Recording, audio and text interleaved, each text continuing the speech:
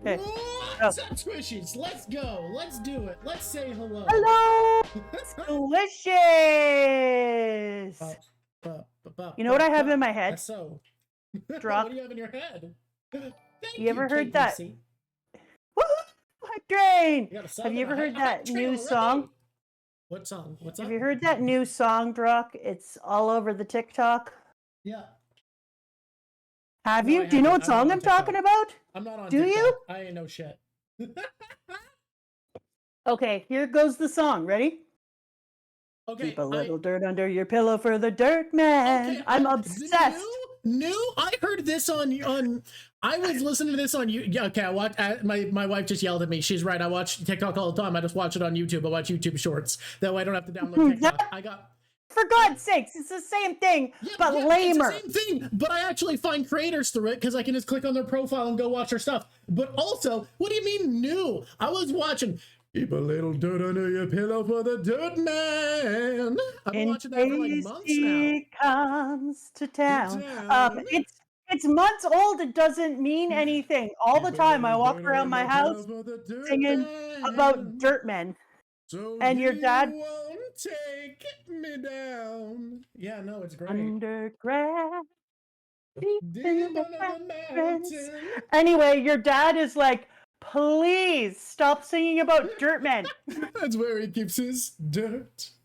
It's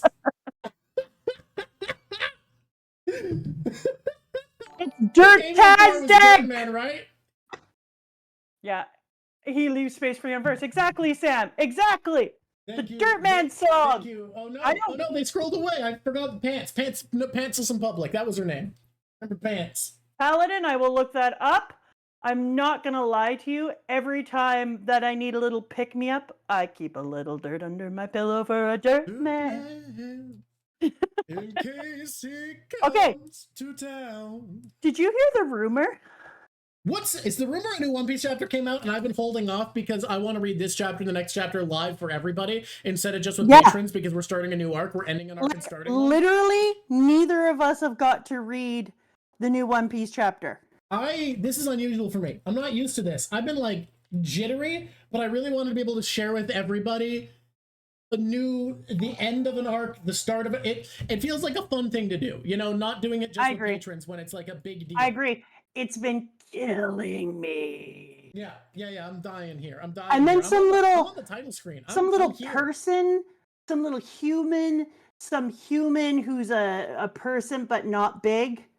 They were like, "Oh, did you see in the new chapter? Blah blah blah." And I was like, "Shut your dirty mouth, little person." You can't use the F-bomb. I was in school. They recommend that when you're a teacher, you don't just drop F-bombs all over the place.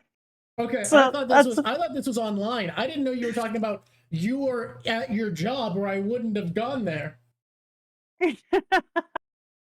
Look. If someone's asking for Papa Drawk to sing, if you think I can't sing, you have not heard nothing yet. Yeah. I have a thing where I like to sing shitty in the world because I don't give a crap, and then I sing. Incredibly just now, the Dirt Man. I sang. No, I did not. I sang it nice and shitty the way that I do. The way that I do art was the best I can do. The way that I do art when I'm in public and kids think I can't draw. All the kids in my class think I'm the world's worst drawer, and that's awesome. It's a thing you like to hold up, and then you'll every once in a while do a really good drawing, and it pisses people off. I never tell kids. I never. I hate how good you are because I know you've never done drills.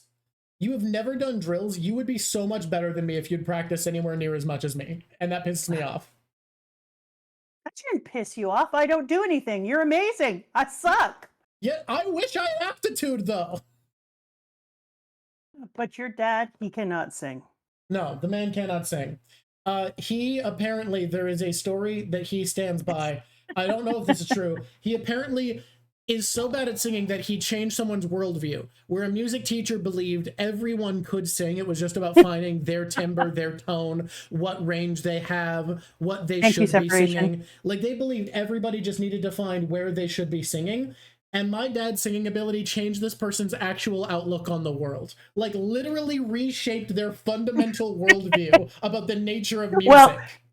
he joined because he had a massive crush on this girl who got into choir, and he went into choir so that he could be near her and hang out in some of her classes. And then the instructor was like, "Don't worry." He was like, "I can't sing at all." And the choir instructor was like, "Everybody can sing. It's just a matter of finding that key to unlock their voice." And then he came to your dad about 2 weeks in and was like, "I was wrong. Almost everybody can sing." Almost everyone can sing. You are exempt. You are the almost and almost everyone. I feel really bad for him. That was kind of sad. I was gonna say for a minute. Hello, amigo. Hello, Prime. Hello. Are we ready to You go? are we missing ready to out. read a chapter with our people? Because Well, we gotta let everyone back on in, but I yeah, also we gotta wanted wait to for say, ads to end. I also gotta say, shit is occurring in the wild world of wildness. Do you want to know about it? By wild world of wildness, you mean your personal life, or like One Piece, or what's up? Not my personal life, although I did have my grandchildren here overnight yesterday. Yeah, you have grandchildren And now, isn't that crazy? no, yesterday, Friday. I know. Can you believe that? Seriously, I have can. grandchildren. My friends are all like, "Haha, you're a grandmother." My kids are in grade 8 and grade 7, and I'm like, that. "Hey, Ozzy, thank you so much, Ozzy." And I'm always like, "Dude, we're the same age. If I can have grandchildren, you can have grandchildren. The fact that I had kids when I was 4 years old doesn't change that you could also have grandchildren." Look, I'm already too old to be a young parent, and that's tragic, honestly, because it seems like you guys got a great deal by still having functioning bodies and in kids moving out. Functioning bodies and kids moving out? What a goal. Your kids move out while you still function as human beings. It seems like a great deal, honestly. We had kids young, I'm not gonna lie. Worth it. Even though that all our friends used to make fun of us while they went to the pub, now I make fun of all my friends while they go to parent-teacher interviews. Honestly, they fucking deserve it. They do. And then I tell them, "I'm going to the pub with my kid. Have a nice day." All right, we ready? Other cool things are happening, and I wanted to tell you about them because was it Red Potato who was like, "Everybody, we have been mentioned by a human." Yes, it was. And then we were like, "What human have we been mentioned to?" And it is, let's give a shout out if the editors don't mind, for Bettina Levy at BETTINA capital LEVY capital UT. She did a whole thing about, hey, I don't know how to pronounce that, the first time streamer. How would you pronounce it? Oh boy, I need to move my window. It's a little bit in the way. Zuzu. I'm pronouncing it Zuzu. Is that so wrong, Zuzu? I'm gonna say Zhaozhu. Zhao. Gabor. Yeah. You read it Shushu? All right, well then I just shit the bed. I know I go to parent-teacher meetings, Ozzy, but I'm on the powerful teacher side of the meeting. Okay, here we go. Shushu? So okay. That's a sweet name, Shushu. Bethany Levy, she did a thing where she talked about all the reasons you should get into One Piece. She doesn't usually do One Piece or manga content, and she gave us a shout out as one of the groups that do great theories, which I thought was super sweet of her. And then I commented at it, and then she was like, "Oh my God, it's Mama, I can't believe it." And I was like, "You have 364,000 subscribers, dude." It has made me realize something crazy, which is there are a lot of YouTubers I know who are not One Piece YouTubers, but like One Piece, and who I know watch a lot of YouTube, that might just end up being fans of me in this little niche. And you know, you don't want to draw attention to yourself and throw clout around all the time, so they're not going to always be commenting about us. Yay, but like, Endercraft. YouTubers I like could be watching our content, and that's crazy. Holy, thank you for all the subs, everyone. Thank you, Kaz and Endercraft and everyone. I am STP, but also then Potato was telling me that he put a thing out talking about how we have been doing Undead Unluck. Yeah. And the person who voices the English voice for which character? Fuuko of all freaking people. Wait. Retweeted it. Fuck, I gotta look something up because I just had a thought. I just had a thought. Here comes a thought. Give me a second. That's wild to me. So the English voice for Fuuko was like, oh, look at that. That's so amazing. And retweeted that post. Oh, the fame. It's going to go to my head. I'm going to tell kids to teach them. You have to teach yourself. I'm famous now. I don't know what to tell you. Pretty cool now. I gotta look some up. Wait, you've been reading it. It has 2 U's. Wait, Endercraft, you thought her name was Fuuko? No, Endercraft, no. Barbecue, that's amazing, Ender. That is definitely incredible. Oh, wow, that's great. I love that with all my heart and soul. Oh, God. Fucko. Hey, you teach philosophy, right? Yeah, I do. Have you heard of it? There's anything in the fact that her name sounds like Foucault? Oh. I was just looking up like a quick list of his beliefs and philosophies, and it turns out he's a hard guy to summarize. That's a really good point. I'm going to put that down here. This dude is clearly very versed in Western media and globalist thinking, because it's not like his story is limited to Japanese themes or anything. He clearly, especially in the spring arc, shows a love for Japanese culture, but this is not just a Japanese story as much as he can manage. I am in love with this. Should we read One Piece, though? Have you heard the news, Drawk? What's the news? I haven't got to read this chapter yet. Me either! That's what I wanna! I don't know if you should get to read any of it out loud. That's not how that works. I get to read some of it. No, but it's so confusing. Are we going to do page? I think you didn't like my great idea of I just take the boy characters and you take girl characters plus Luffy. They're mostly fucking boy characters. You also get Luffy. You just made me swear. But you also get Luffy. You listen to me right now, Drawk. I put you in this world, I'll take you out. That was my mom's favorite saying. No, 1 1 1 1 1 1 1 1. We'll swap page for a page. If it's a double spread, I'm so excited. We'll do it by Viz pages, because Viz, when you're on desktop, puts them together. So we'll basically do 2 pages, 2 pages. Okay, I'll just turn my iPad sideways. Do you want me to go first? Your mom loves to see it too, Shoo. I'm glad we grew up with the same mom. I will start with the cover page, and then you do the actual first page. Oh, all right. Also, I refuse to call her an ogre, because why didn't they just use Oni? Oni Child Yamato, Golden Harvest, Surrogate Pilgrimage, Volume 14. The girls from the soba shop in Kuri have gone missing. Shit. Fix that problem. What? They got fix that problem. Yes. After we parted ways with you folks at Water 7, we wanted to catch a glimpse of the captain, so we headed for Little Garden. Huh, you did? Huh? Makes sense. You'd be curious, it had been like 100 years, right? And when we showed up, wouldn't you know it? But they were beating on each other with their bare fists. Kappa. What? Why? Oh, our weapons were busted. Well, we watched that. Do you think either of these tough old goats is going to be done by simply punches? Dabba papa. Nope, surely I don't. And the only way to finish a proper duel is death. In the end, they had to put a stop to it. And we made our way back to Elbaf together to get new weapons. You're going to keep fighting? Of course! Unbelievable. Come on, Nami. Did you learn nothing at Little Garden? That's right, you tell her, Usopp. This stuff's strong, says Sanji. It's called absinthe. This spirit is known as the Green Fairy. It can make you hallucinate, so watch out. Look how big that giant's face is in comparison to them. Now we get panel of Luffy running around giant meat.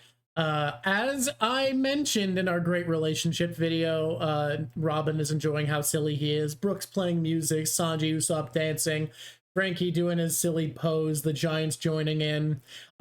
Can I just say that I love the touch that Oda knows and respects anatomy enough that he knows that you can't actually stick your forearms together, so everybody else who tries doing what Frankie does just connects their wrists. I actually think that's a really nice touch. Actually, I really love that. Let me see if I can do mine because of my alerts. Almost, but not quite. Oh, No, I can. What? But it's ugly and weird. Okay. Oh, fuck. This is gonna hurt me. Now we have Bonnie. We finally got a chance to see it together. Oh, the horizon. Has he just been laying there the whole time? I think so. That man's been. That's not a good better. sign. 1 month earlier. Oh, at the island of isn't it the horizon at sea? You didn't do that part? I said the horizon at sea. I said that. I'm so depressed about this. Oh, look how fucking giant the longship is with the Sunny attached to it. Holy fuck, that big boat. It's wild, isn't it? It's like a little smaller than the Queen Mama chanter. I think if I cry this episode, I'm not going to be happy. We might. How Kuma smile? He dead. We'll find out. Okay, let me do narrator voice.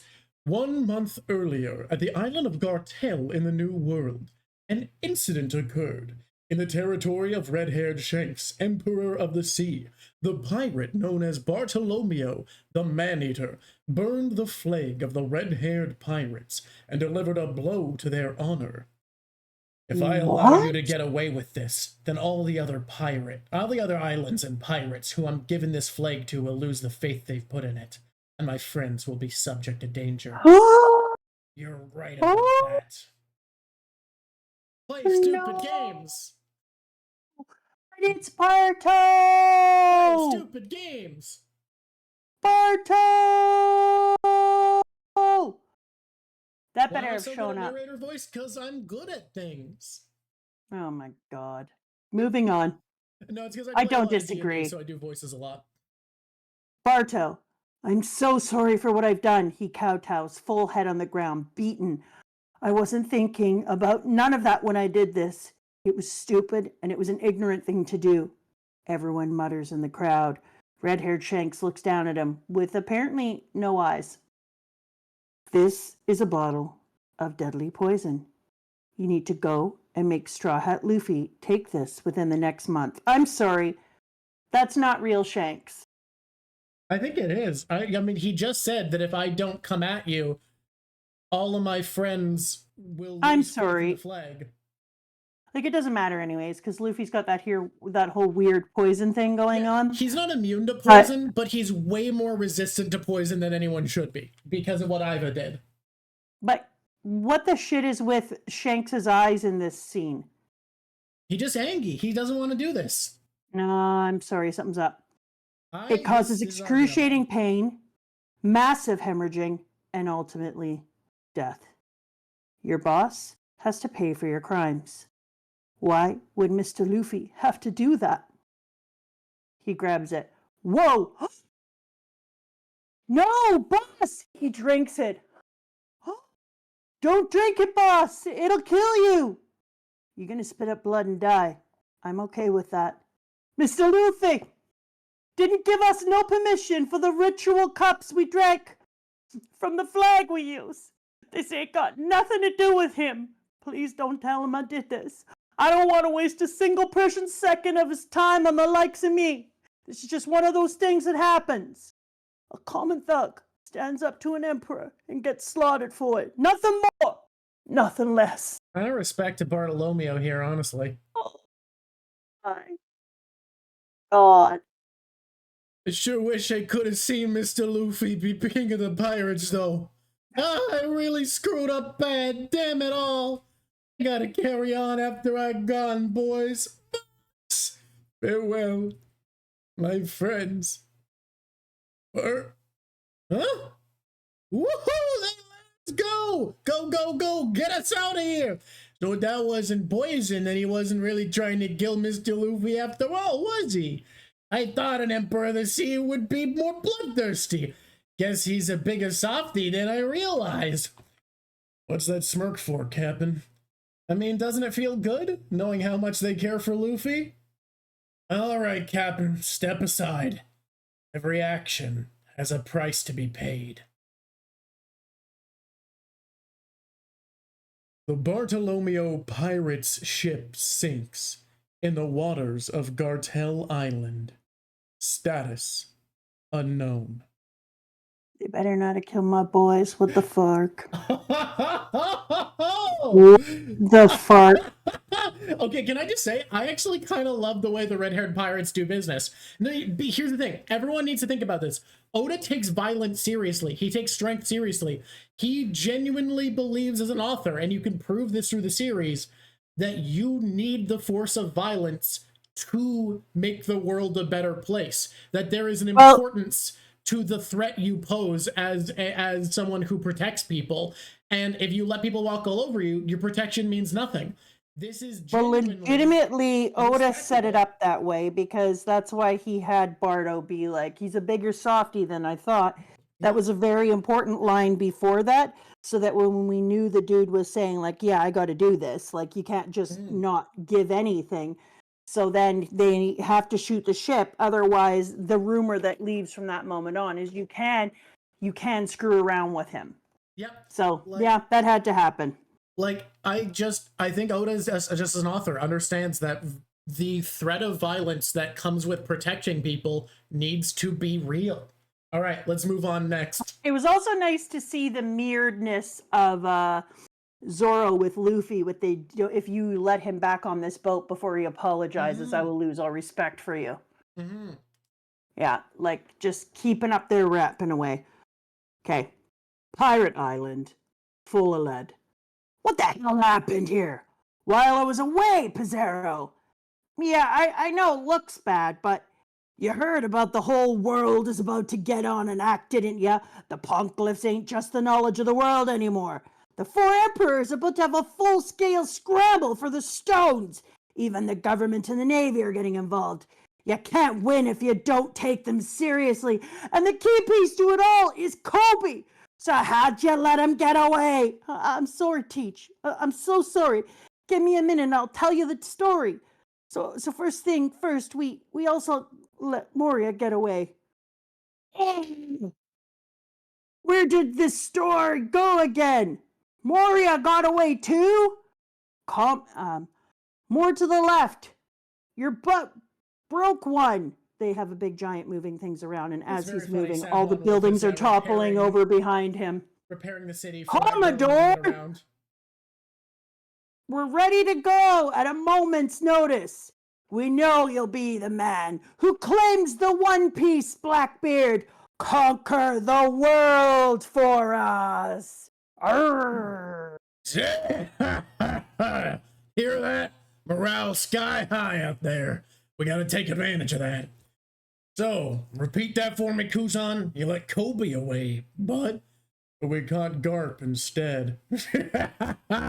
Amazing. Yeah, see, Teach, it's an upgrade in the end. Though, to be honest, I thought I killed him, but he ended up alive instead. It's a hell of a feat, Kuzan. Who else could possibly take him down? Took all of us together, and we just barely managed. The wind's in our favor now! And we got the three-eyed girl on top of that. Hey, patch me into Lafitte. Ah! That was I feel like I was killing the voices until Pudding, and then I was like, was that your Pudding voice? My Pudding I don't know how to scream like a girl. I don't know how. Do you want to take the and from me? For her? For Pudding? Ah! Yeah, that's way better. Do. Okay, next page. Headquarters of the Umid Shipping Company. Yes, Commodore. What are the revolutionaries up to? They seem to be quite serious about attacking provisions. The Bondalas at Redport continue to break down. And they don't seem to work at all when they actually have food on board. It's bad enough that food shipments have been cut off from many countries, Merjois, Navy headquarters. But even when the Navy secures a route, the Bondalas crash.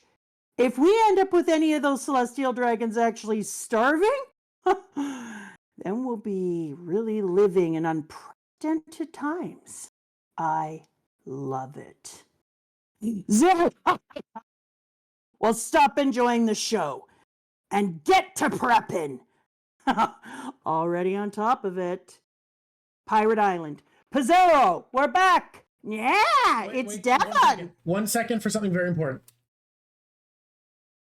Now recording. All right, now you can continue. Oh, shit on a donkey. Craig doesn't matter for these. These are less edited. It's all good. But I want that on for when we do Undead. What's with you and refusing to pull the ship into the harbor? I'm injured, you know. Oh, we're in trouble now. Big trouble. A gigantic monstrosity has plucked us right off the Whitecaps as I live and breathe. Sir, madam, do something. Spare little old me from this dreadful fate. Oh, would you shut up already? Is that the guy you brought? Yep. 2 days. You know what? They already hate him. So I really like people who hate him. It's interesting to see Barto get fucking murked right as we are having Blackbeard meet his Barto. Yeah, that's actually a really good point. I like that. All right. 2 days have passed since leaving Egghead, and even the giant pirate ship, the Great Eric, has yet to reach Elbaf. How could this happen? We drank ourselves into a stupor and woke to find the Sunny is gone. We can't find it. Oh. For a very particular reason. We gotta get that ship back. We can't go back to Elbaf without it. I wonder if it got chomped by a fish. This is not the time. You've seen how big they are around here. Oh, it's not funny this time. I misread.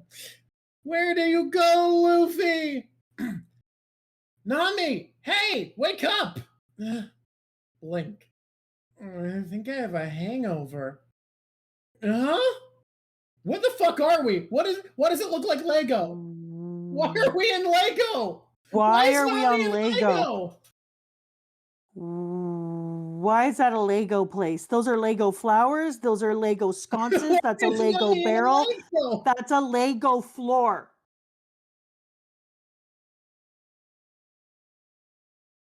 What the shit? Okay, someone pointed out Nami's titties. I am actually going to be honest. I feel like Oda usually draws tits too balloon-shaped. That's some of his best boob work right there. Good job, Oda. I'm not going to lie. I like those boobs. Are they giant? They're well-drawn boobs. I would like them to be a little more cleaved in because he's got cloth on the out that's pushing in, so it would be a little less space. No.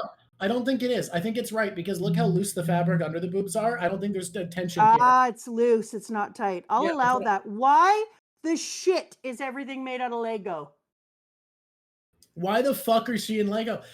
Okay, the issue is it has to be a new devil fruit, right? Because the only thing we know with toy powers is sugar, and there's no way that's happening. No, the other thing, no. They're right. Danish, going up, having Lego. There's something there. There's 100% there is. Something heading with the Denmark Lego. Into One Piece Viking land and then having Lego. There's a connection. Can I just take a moment to speak on behalf? Yeah. Take a moment to speak on the behalf of genius marketing? Because the Lego collaborations that will come off of this are mad. We can only hope. They're just mad. Like, we are going to have some Christmas Lego that's going to be, there's no words for the One Piece Lego we're getting. Yeah.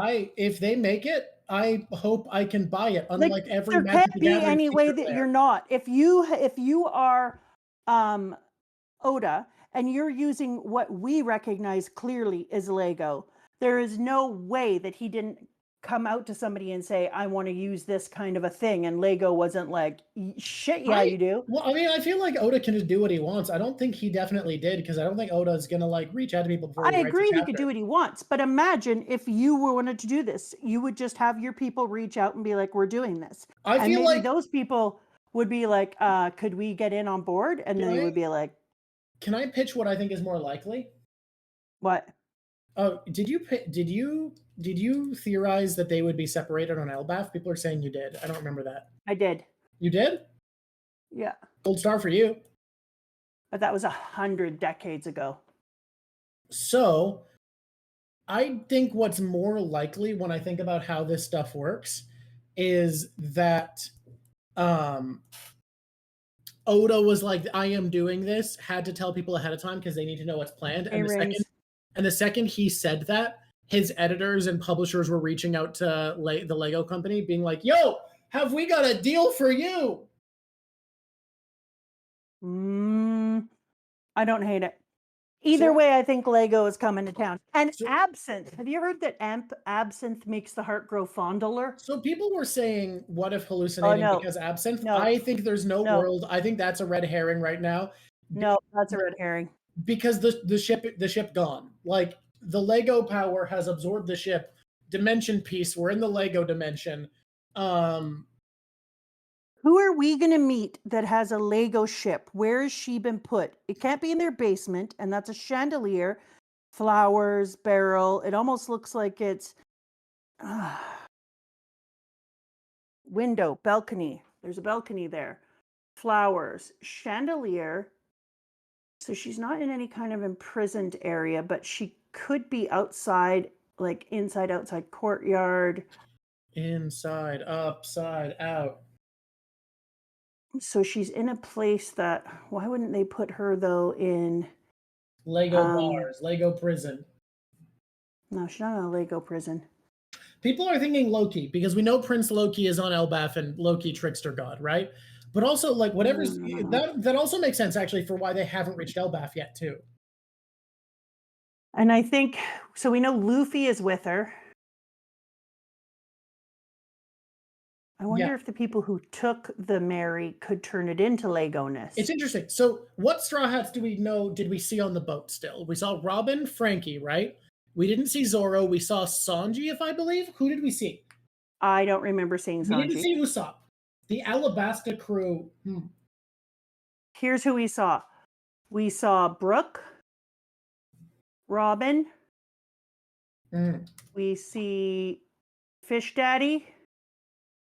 Okay, Bonnie. so the 3 Alabasta crew are all missing. We didn't see Sanji. I misremembered. Okay, the original 6 are all missing. So it's the original crew are all probably together. Then that's Nami. Hey, wake up! That's either Luffy or did. Oh no, there's something weird about it being the pre-Alabasta crew. It's the adults split up from the kids. That's what I was going to say. Did we see Vivi leave yet? No, we didn't. But it's possible. Yeah, I don't think Vivi involved.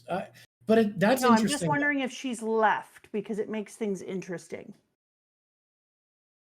Chopper isn't there. Yeah. Yeah. It's all, people are right. It's all the youngest crew members, so it could have something to do with that. Oh, I love this for us. This is interesting. This to me, something else I like about this chapter is next week I want to do our first One Piece of political, which is going to be just like talking about the fact that One Piece is political. I think before we get into any specific ideologies that One Piece is about, I think we want to do a video establishing the idea that One Piece is. But one of the big things that I think is really important in One Piece that liberals don't like this, because I think, I know this. One of the key tenets to liberalism is that the best good results come from peace, but people who tend to be more revolutionary minded when it comes to their politics, which I think you can't really argue Oda isn't, have a more violence oriented view towards best practice, because a lot of revolutionary thinkers acknowledge the idea that simply having power is violence. You remove options with the threat of violence in civilization by default.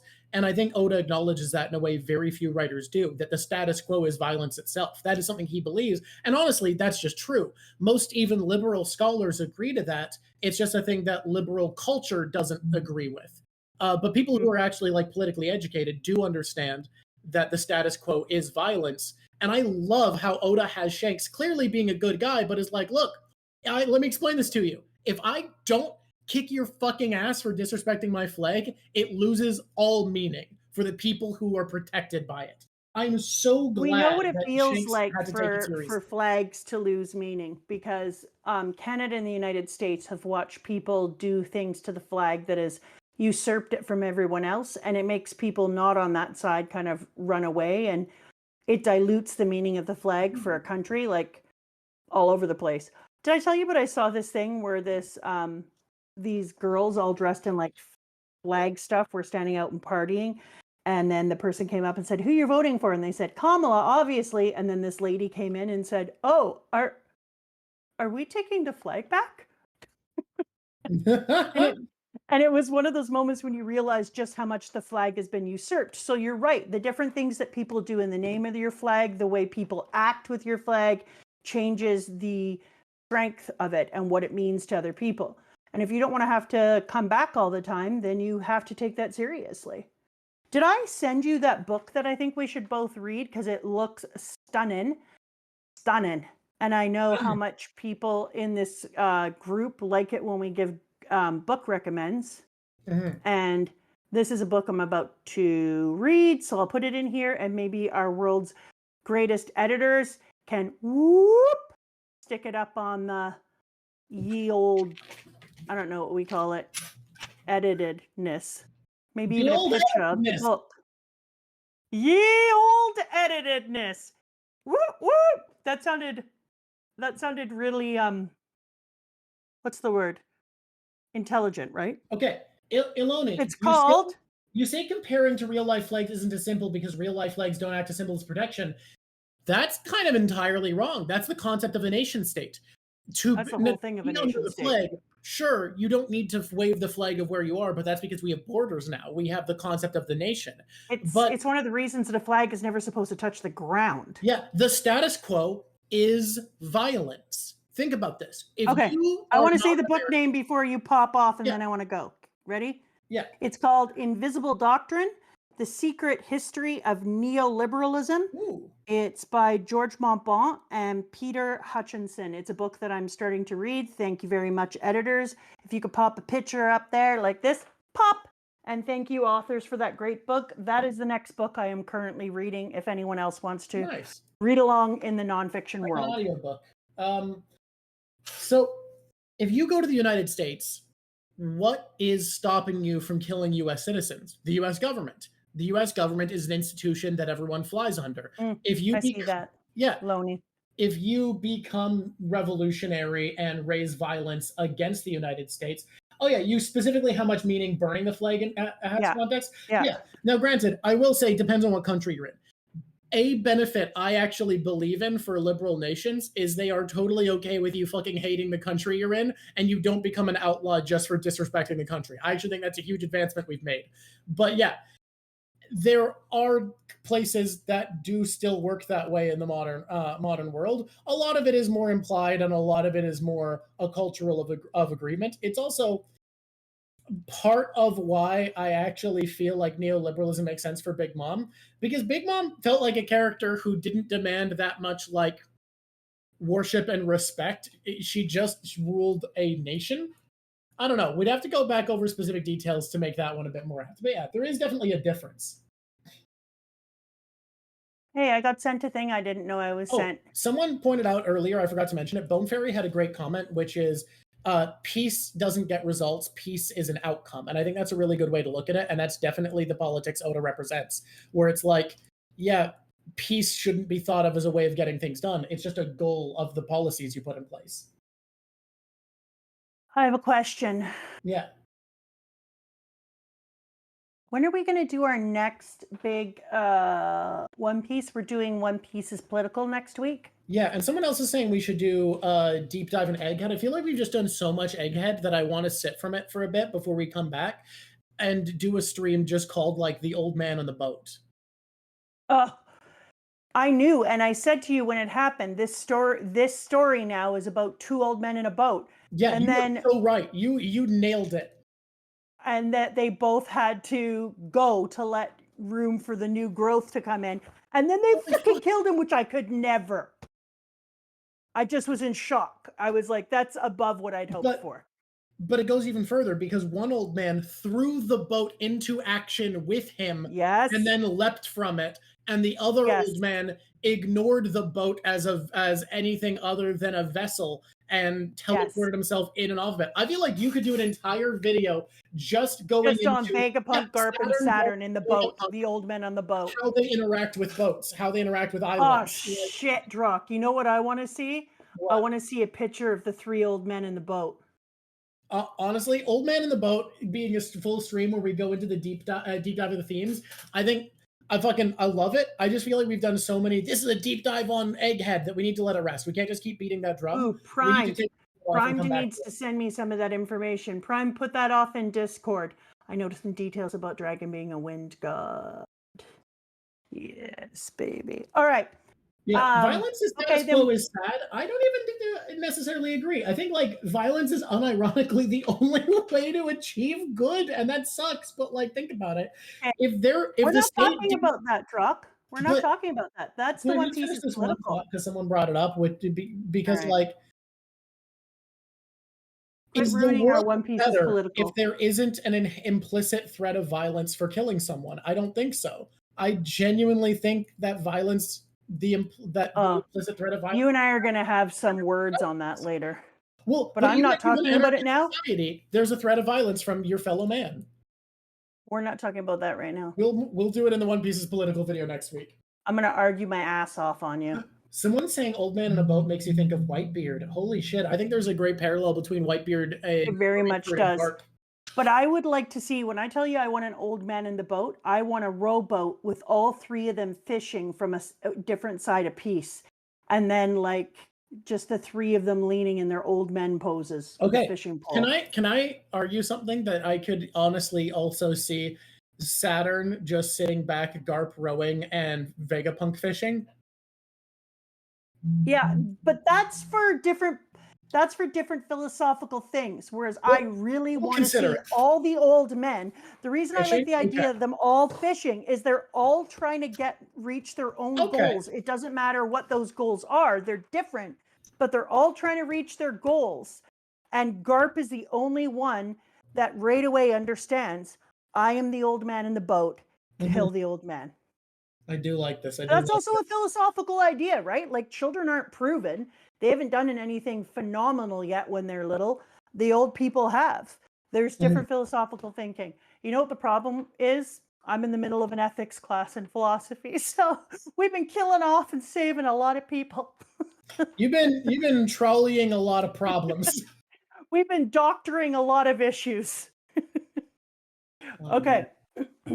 3 minutes. I got them all to take the trolley problem home. And then the next night they went home and I said, tell them you're the one. And they went, what? I was like, ask him to redo the trolley problem, but you're the one on the other track. There's one, but it's you. Can I say with the trolley problem, can I just because we have like 15 minutes before we said it would start, can I just say a huge version of the trolley problem that I fucking despise, which is when people were like, when the killing is less impersonal, people have a harder time. And the way they prove that is by being, what if there's like a really fat guy and you have to push him in front of the trolley to stop it? That's so dumb because they aren't thinking about how the human mind works. There is no way to put yourself in a hypothetical where you feel confident. I know 100% that this fat dude can stop a train. There's what's wrong with you that you think this is the same thing? No, that's dumb. Of course I don't want to do that one because now I'm just leading to 6 people dying because there's no way my brain thinks, yeah, this guy's going to stop a fucking train. Of course I don't want to do that. And people use that version of the study to be like, well, this is proof that when it's a more personal killing, how about no? And you say, hey, someone's holding a gun to a guy's head and is like, I'll shoot him if you pull that lever. Or you're not allowed to pull the lever unless you shoot this guy, then I will do it. You know why? Because I can reason out that will work. I don't think a guy's gonna stop a train. No one body is gonna stop a train. I knew a kid who was hit by a train. The fact that they bring up it's a fat dude, I feel like is because when they first did this new question, everyone kept saying, how's he going to stop a train? And then they were like, we'll make it really fat. And then afterwards, people were like... because people just don't think that it's morally wrong to dislike people who are overweight, which is just one of the grossest things. That's definitely not it, because the whole thing is to prove that people won't do a killing if it's more personal. So it's something that would decrease the moral rate wouldn't be the point at all. For sure. People are fattists, though, Drawk. Yeah, I know that. I'm aware. I just that's literally antithetical to what they were trying to prove. I think that it was just wrong. It was a dumb way to prove. Yeah. I want to talk about happier and sillier things. I have trained my dog to be in love with cheese strings so that I can use them as a way of convincing her not to hate the great outdoors when there's loud cars and stuff. So Okay. now I bring a cheese string and I pull a string off and I walk with it in front of her face while loud cars zip around. Oh my god, that's very cute.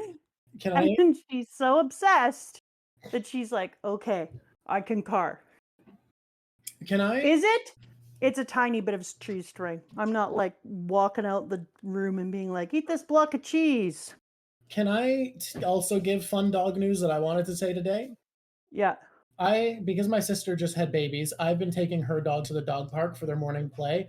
And there are trees, and oak trees specifically, which, if you know squirrels, you know squirrels love oak trees because they have spindly long branches that connect in a really thick canopy, and they have acorns that they can eat. So squirrels love oak trees. Big fans of oak trees. And they're one of the only things Who knew that? Squirrels are one of the only things that can really benefit from oak trees because their teeth are so sharp that they can actually get through the acorns and eat the acorns inside. So Woodpeckers like oak one trees. of the two dogs has become obsessed with squirrels, which normally isn't a huge problem. But the problem is this is a super dog who now can climb the chain link fence to get out of the park. So when I bring her to the park, today we were in the little waiting room because it's double gated. And in the little double gate, while I'm unleashing the dogs, because I have my dog, my girlfriend's dog, and my sister's two dogs, all the same breed, all Sammies, and I'm unleashing them all. And then I go to open, I finally get them all unleashed.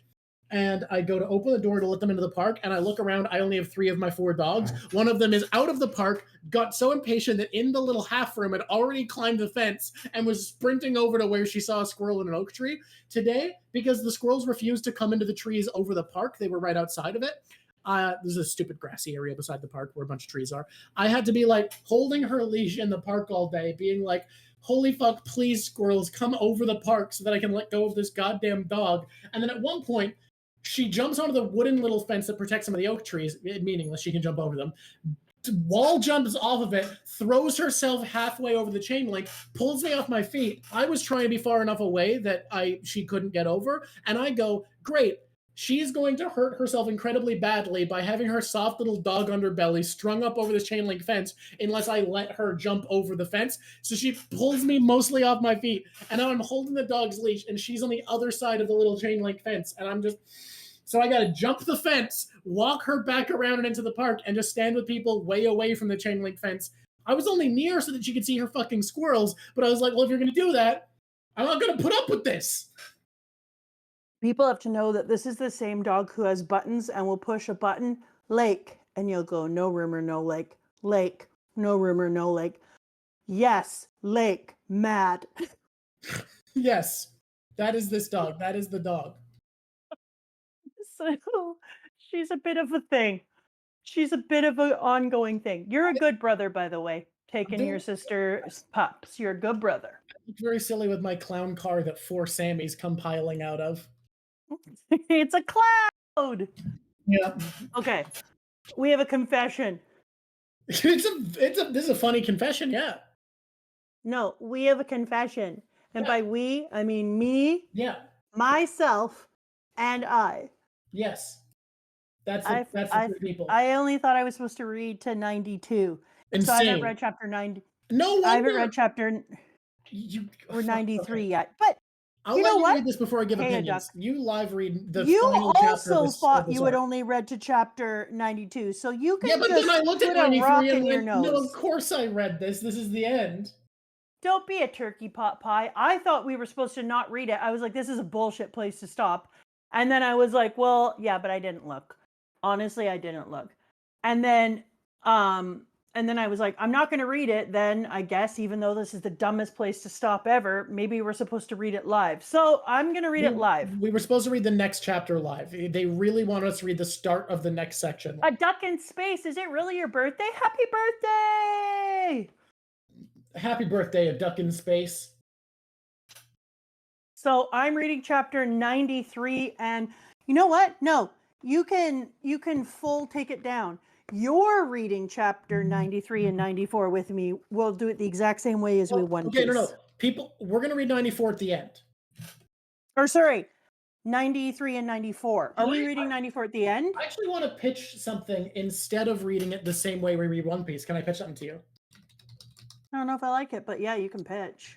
Because there's not Thank as you, many. Ozzy. Because the only reason I haven't pitched this for One Piece is because there's too many goddamn characters to do this.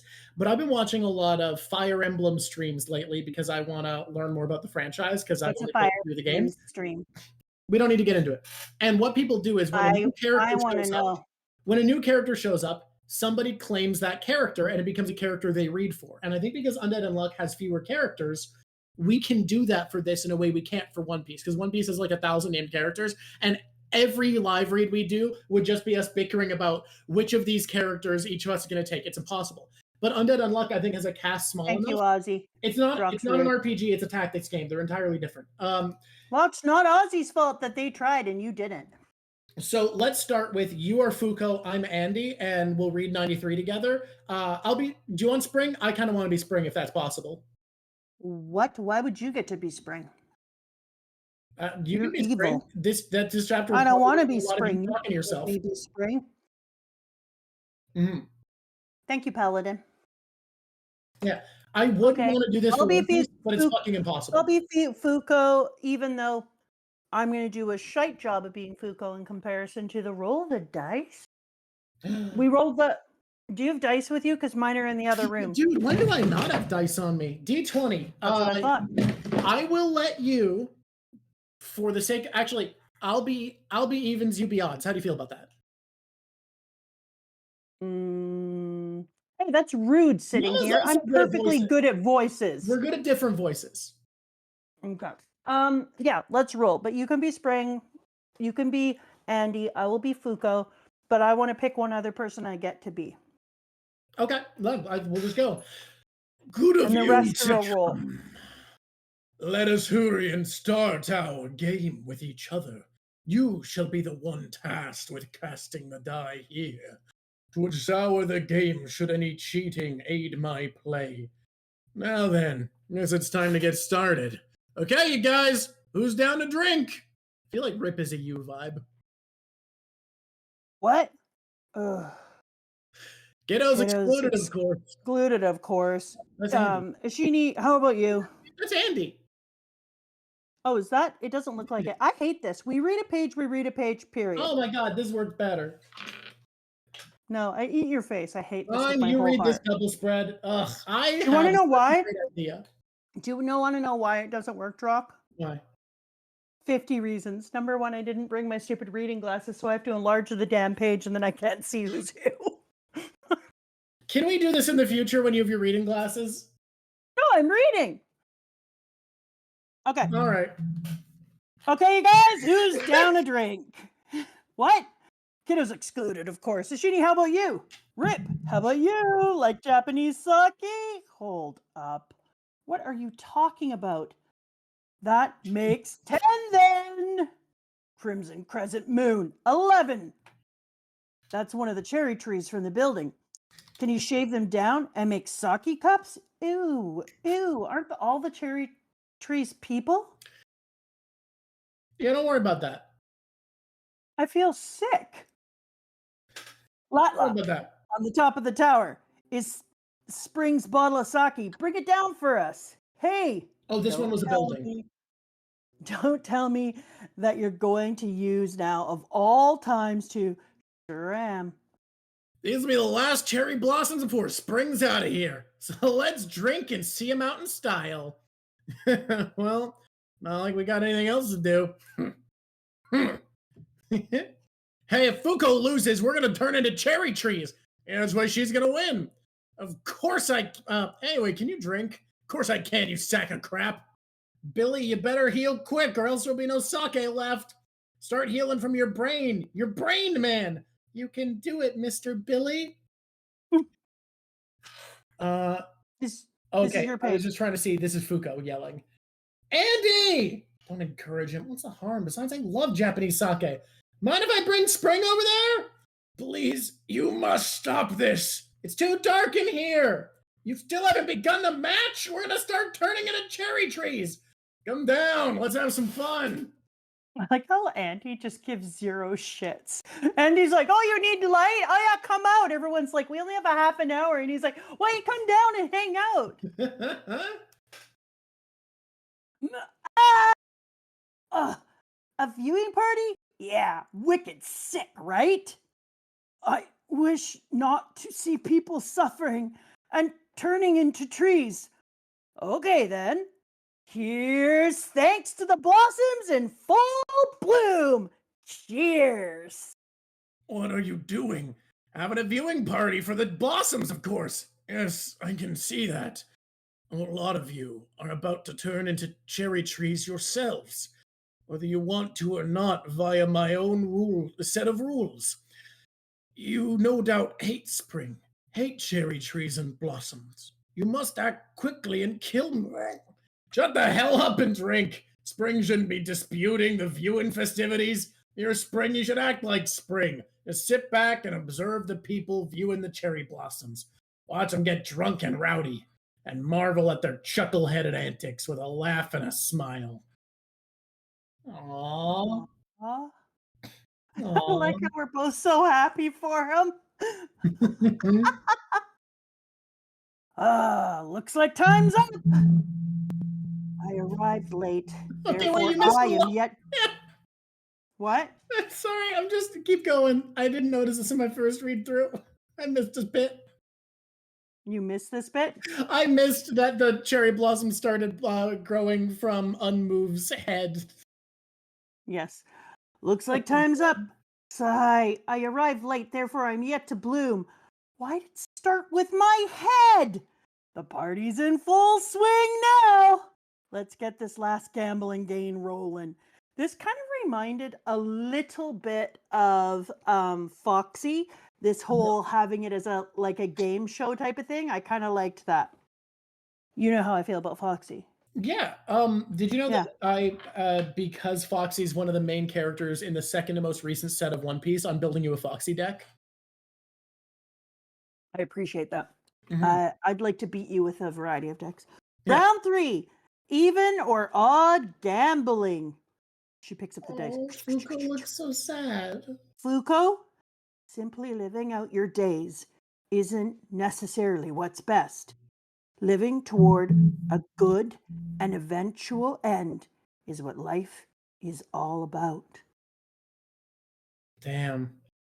That is a really beautiful piece. That is a really beautiful piece and a way of saying that, we often think about how you don't want to meet your end, so you don't want to do things to prematurely get there, but simply living out your days isn't going to make an incredible life. Can I just say, I actually kind of want to build a trend of rereading the last chapter of an arc before we talk about it live, because something about being forced to go through this last chapter slowly is actually right now making me reevaluate a lot of my thoughts about the spring arc. I was having kind of a similar idea because I was thinking about how it's changing my perspective on some of the earlier parts of the chapter. Look, I think that's what a good finale is meant to do, and I actually think that's one of the strengths of Undead Unluck is how much the finales recontextualize and tie up a lot of the themes. But doing I it would agree. really slowly when I'm not at the end of a reading session with everybody, being forced to take my time and both listen, read, think about really carefully, I would actually I like would to agree. start each of these. I'm not going to rescind my hot take still because Anaun, but the gap is much less wide. We'll get to this soon. Okay. People last night heard me make a hot take. You are getting some amazing pages. You should feel very blessed. Okay, go. Spring wanted people to love him so much. Now your unluck, your love, can help him die. Oh, that's beautiful. Send him on his way, Fuuko. For how long must I continue to live this life? Right, well, let's see. Till that day comes, when people act in earnest and play with you. Till people with taste cross paths with you. Odd, Even. Ishin, today. Oh, goodness. It's 6-4. Seems to be that day. You have won this game, oh, Lady Fuuko. Thank you for the good unluck. That's such a good line. Thank you for the good unluck is such a good line. That is a beautiful line. Spring! Ishin. I might reevaluate my hot take. Ishin, hear him out. I must say sorry, I'm gonna write a note. for I am the one who killed your great ancestor. I am sure that you detest everything to do with spring. Sorry, I just need to write a note so I remember to talk about something later. Okay, go. Don't make me kill you, Dad. I'm a busy woman.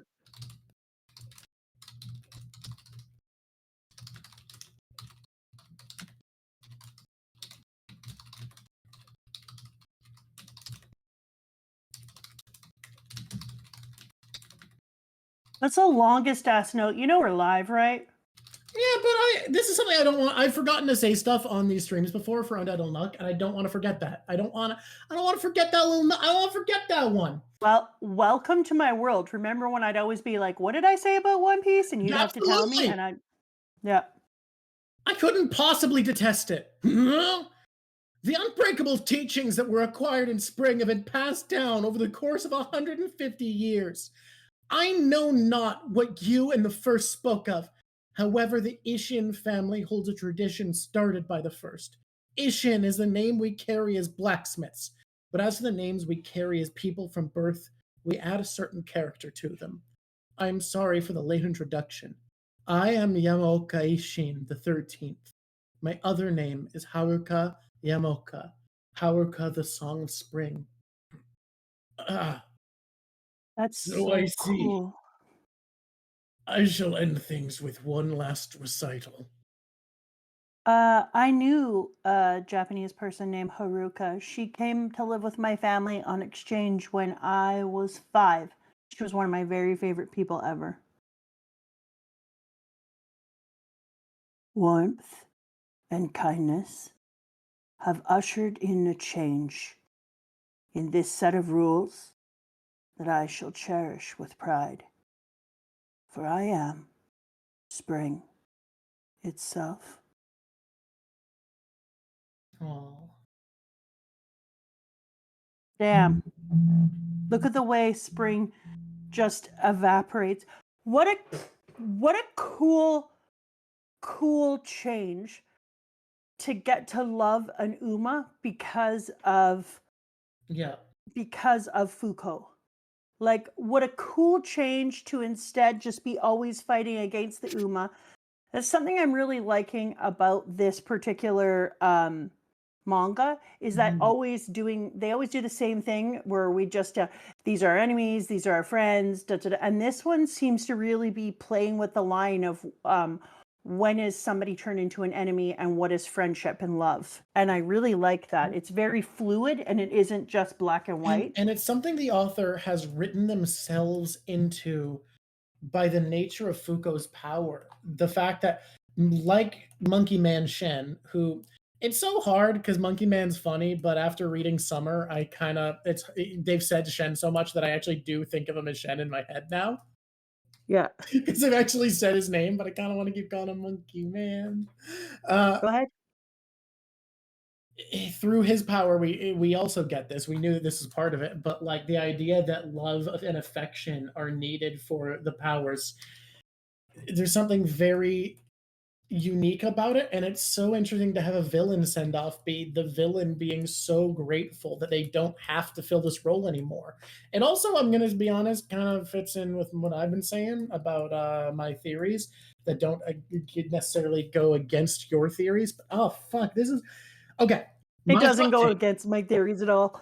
My hot take last night that I had on my stream is that I liked autumn a lot. I liked autumn quite a bit better than spring. I'm not so sure anymore after being forced to sit with this a bit more patiently and think about the ending right now. I liked autumn more than spring until I saw the last 2 chapters.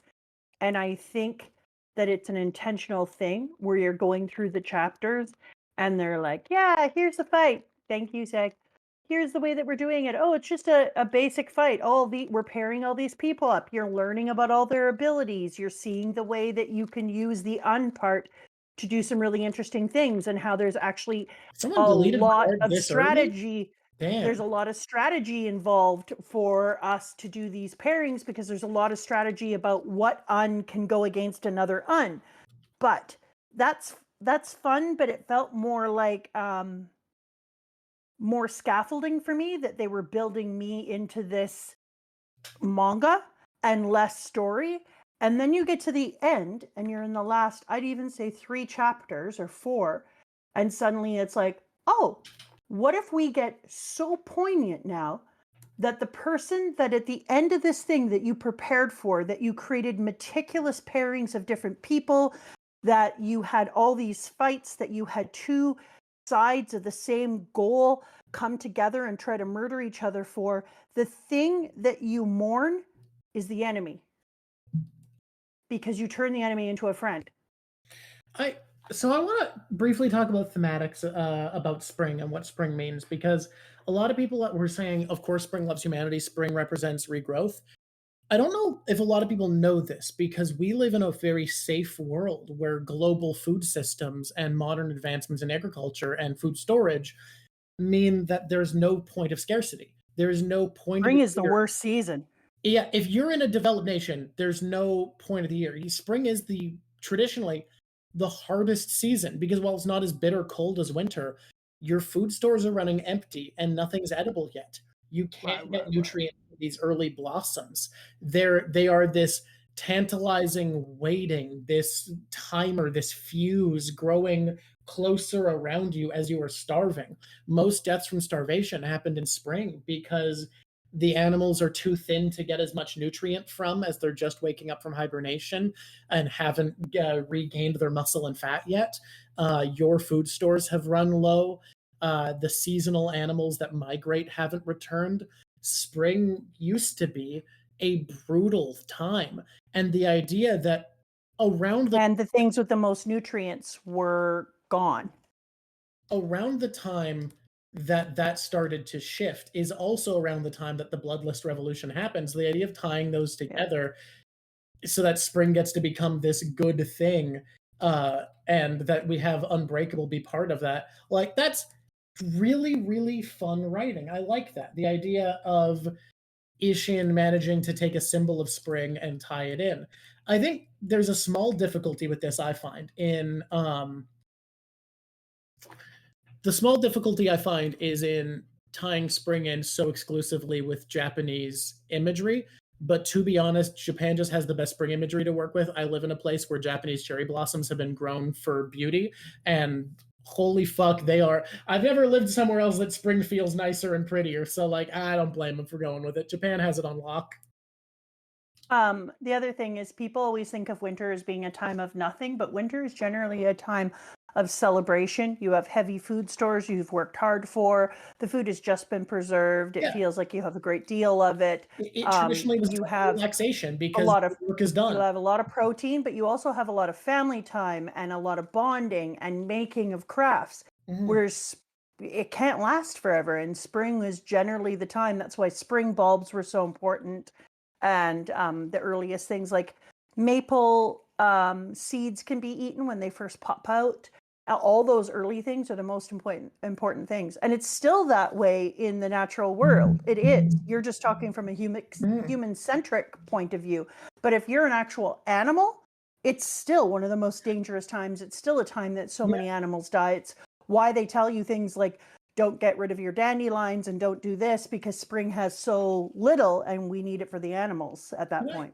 Someone brought something up, that Canada with the beautiful red maple trees got autumn, which is cool.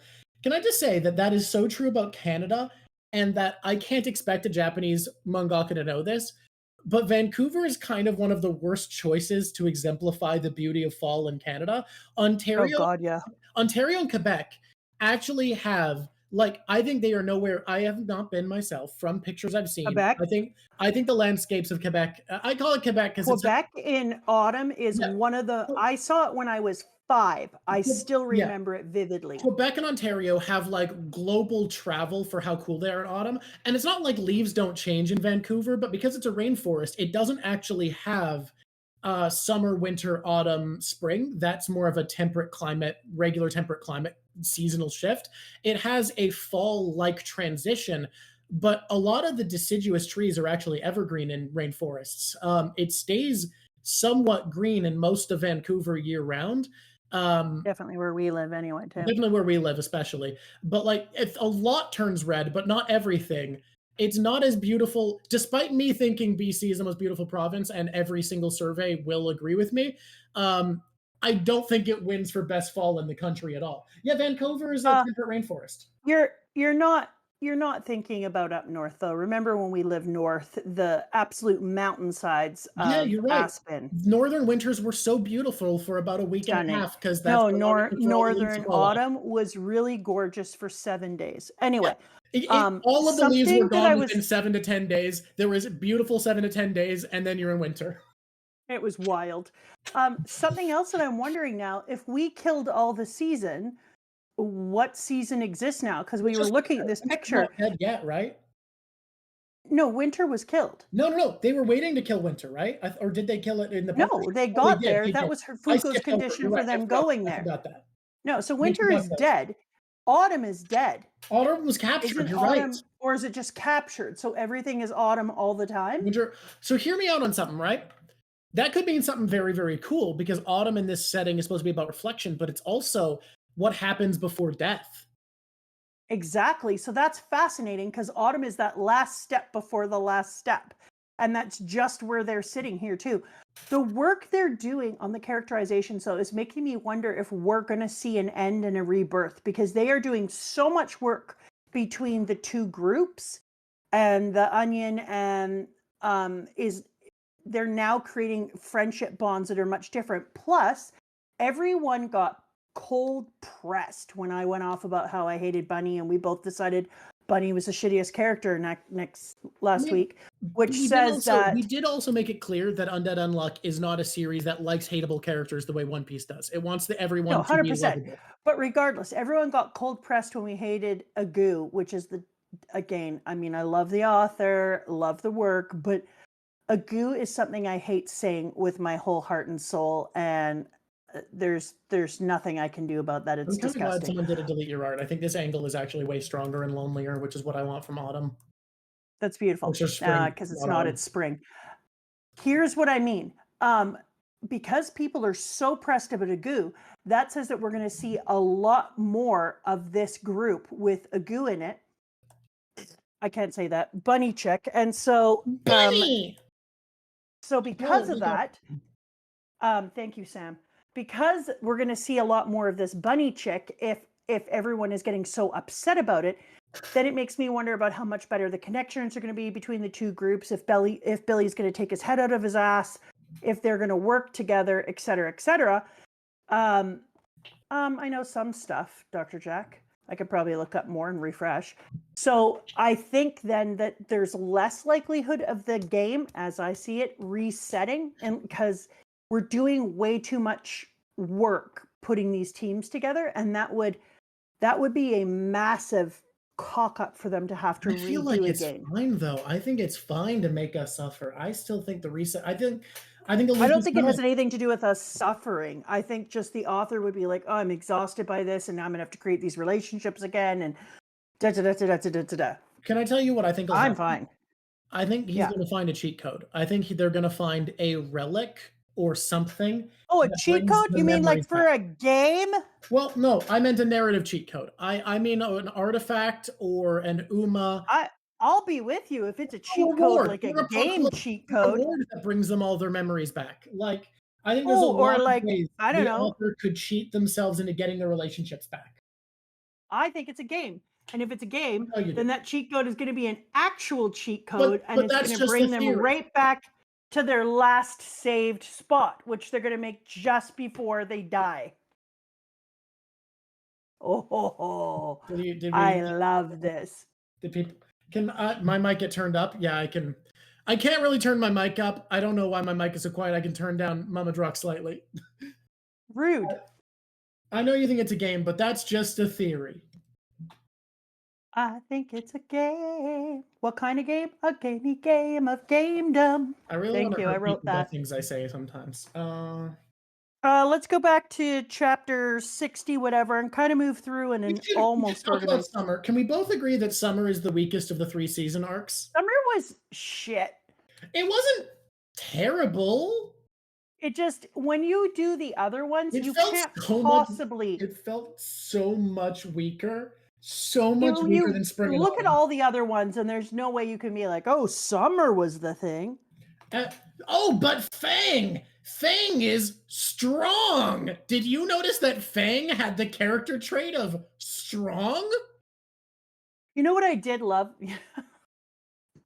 Is that your new passive aggressive voice? Yeah. But he was strong! Thank you for that. That was really good. Can I just say though, stealing Fang's bracelet and then choosing to die and to get pulled inside of it that was a sick decision No one can say that wasn't sick as fuck. I have a question, and this is going to seem like a question that Gen Z doesn't like. Is it sex-based? Because they don't. It is. They're not gonna. Can they, if he's pulled out of the bracelet? Can they fuck? Yeah, totally. I don't see why not. Oh, dude, you don't have to be that crass. But can they still be in love, have relationship, have relations if he's a bracelet boy? The way I see it is, yes, but the power dynamics are a little unhealthy because he has to do whatever she says. But also, you know what? I've seen what women listen to as an audiobook. I think a lot of people are into unhealthy dynamics in their fiction. And that's okay. Because my thinking was they did so much work on this relationship, and it's okay because there's some beauty in the unrequited love and the being separated from each other, because it reminds me of like the moon and the sun falling in love and then being separated by the sky, blah blah blah. You know what I mean? So like there's something beautiful about that. But on the other hand, the idea that they would always be together, that she wears this bracelet and that she can pull him out, but can he come on his own if she's not in trouble, or only if she's in trouble? People are debating if they're in a romantic relationship or not because it is a bit weird. I don't think they are yet. Yeah. I just think that it feels possible for sure. There was some acknowledgement of their emotions for each other just before he got sucked into the bracelet. You are late, but you know what? You're here, and that's what matters, and we love you for it. So since there was some acknowledgement of their relationship and their feelings for each other just prior to him getting sucked into a bracelet and turning into a bead, I wondered whether or not they were going to allow that to bloom. And then I started to wonder, can he only come out if she's in trouble or if he's called?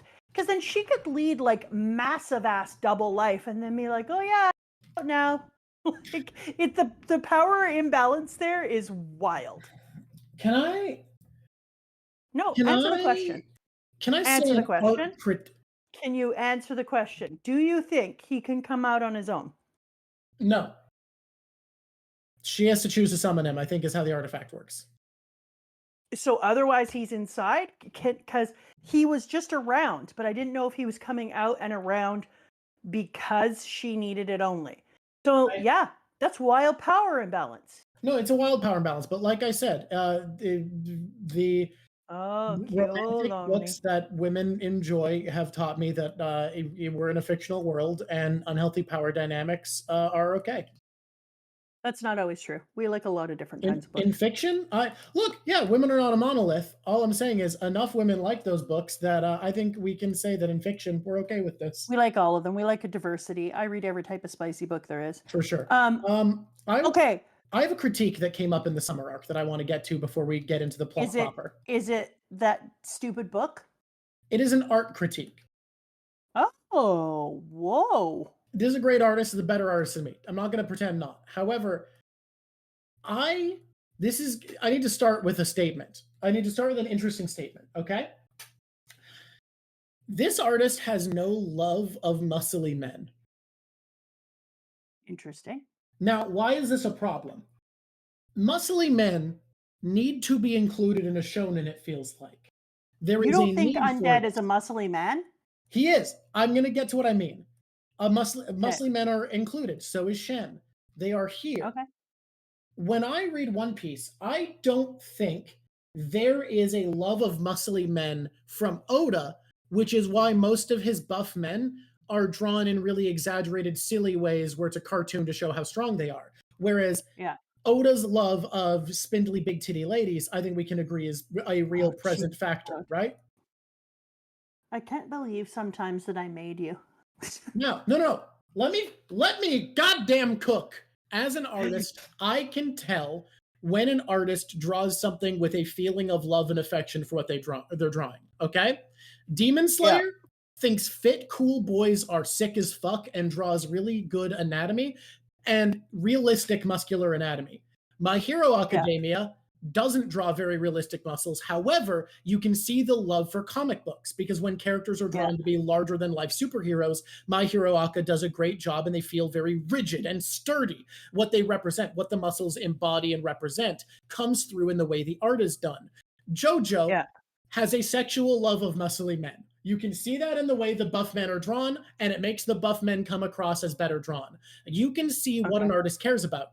Akira Toriyama has a love of muscly men in his love of martial arts and how he thinks being strong and working for a strong, powerful body is cool.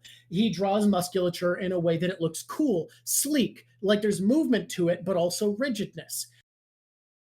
The muscly men in this series are drawn kind of worse and less appealingly than most things. And I think it comes from the fact that this guy doesn't give a shit about buff guys. He gives a shit about cool guys. He thinks cool guys are cool. Baki has a deranged obsession with muscle, the object, like not musculature of the full body. The Baki mangaka has a love of the object that is muscle, the power of muscle. It's a power fantasy love of musculature. This, I genuinely, from how bloated and cloud-like the muscles come across in this art style, I feel like this author loves cool guys, and I think he loves when dudes look awesome. And I think he knows that there's an expectation of muscular men to be a symbol of power and strength in this sort of work. But I don't feel like the musculature is drawn with any particular affection for buff men. And I think they come across less appealing and more clunky, puffy, bloated looking than musculature should, because there's not a love in the art style here. Interesting. So it bothered you in this particular part? It doesn't bother me, but I honestly think it would be better if he felt disconnected from the need to have buff men represent coolness and did something close to what Demon Slayer does. The author is obsessed with their creations. Like the Umas, they put time into the Umas. Absolutely. The Uma designs are so interesting, and they feel like they're inspired by broader Japanese media, but without like an obsessive a detail and attention to expectations. Like, I love the Uma designs. I think they're fantastic. I think the way he draws hot ladies is great. I think the way he draws cool ladies is great. The way he draws cool men who are looking slick in their suits. I think most of what he draws comes through as this is a thing he has love and affection for. And I just think like this series would be better if he didn't feel the shonen expectation to have jacked dudes, because he just doesn't. It's not bad. It just comes across without love and affection, without passion. They're passionless buff men. Yeah, absolutely. Shen's muscles come across oil injection-y, and I genuinely think an artist this good, the only explanation for anatomy feeling that weak is there's no passion in his buff men. He is not JoJo in love with the male body. He's not Akira Toriyama in love with martial arts. He just likes cool dudes. That's interesting. I like that. That's a great aside. Worthy. All right. Now we can get into summer. I just felt. Thanks for popping off. First, I didn't like them bringing out the Apocalypse book to take him into the real world because they were worried about leaving him behind. But I was like, yeah, no, I could totally see it. Also, I kind of like that they made him a little Silence of the Lammy by putting him in his own cage to protect people from his big old smacky mouth that could bite them. I was like, oh, I see what you did there. Kind of here for it. But I would say that, and Summer flying above the building was sick. I actually think Summer's my favorite design. I thought it was a sick ass design.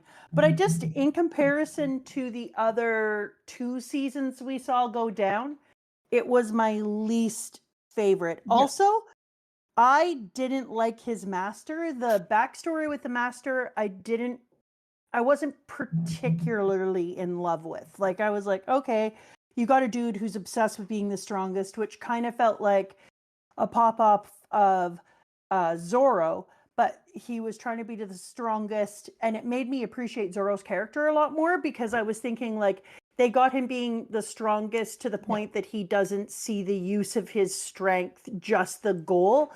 So he forgets that that Shakespeare saying, a thing that is won is done, joy is in the doing. And instead, he is just moving to the end of the walk so that he can look out from the top, rather than realizing that the real beauty of it is the walk up there.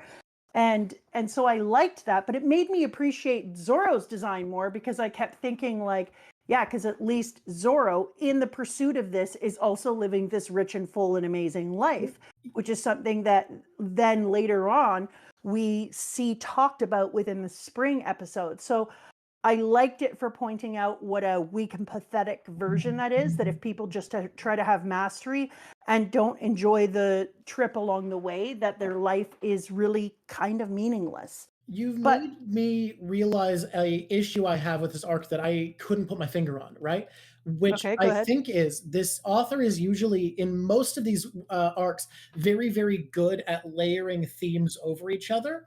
And first of all, I think an actual problem with the writing ability of this author is, it's a very common trope nowadays to only introduce a character's backstory as soon as they are relevant in the story. And I think we're getting a bit too ham-fisted with how backstories are being introduced. This is a nitpick. The backstories themselves are working. There's an issue I have. Now, let's move on to the actual critique you made me realize.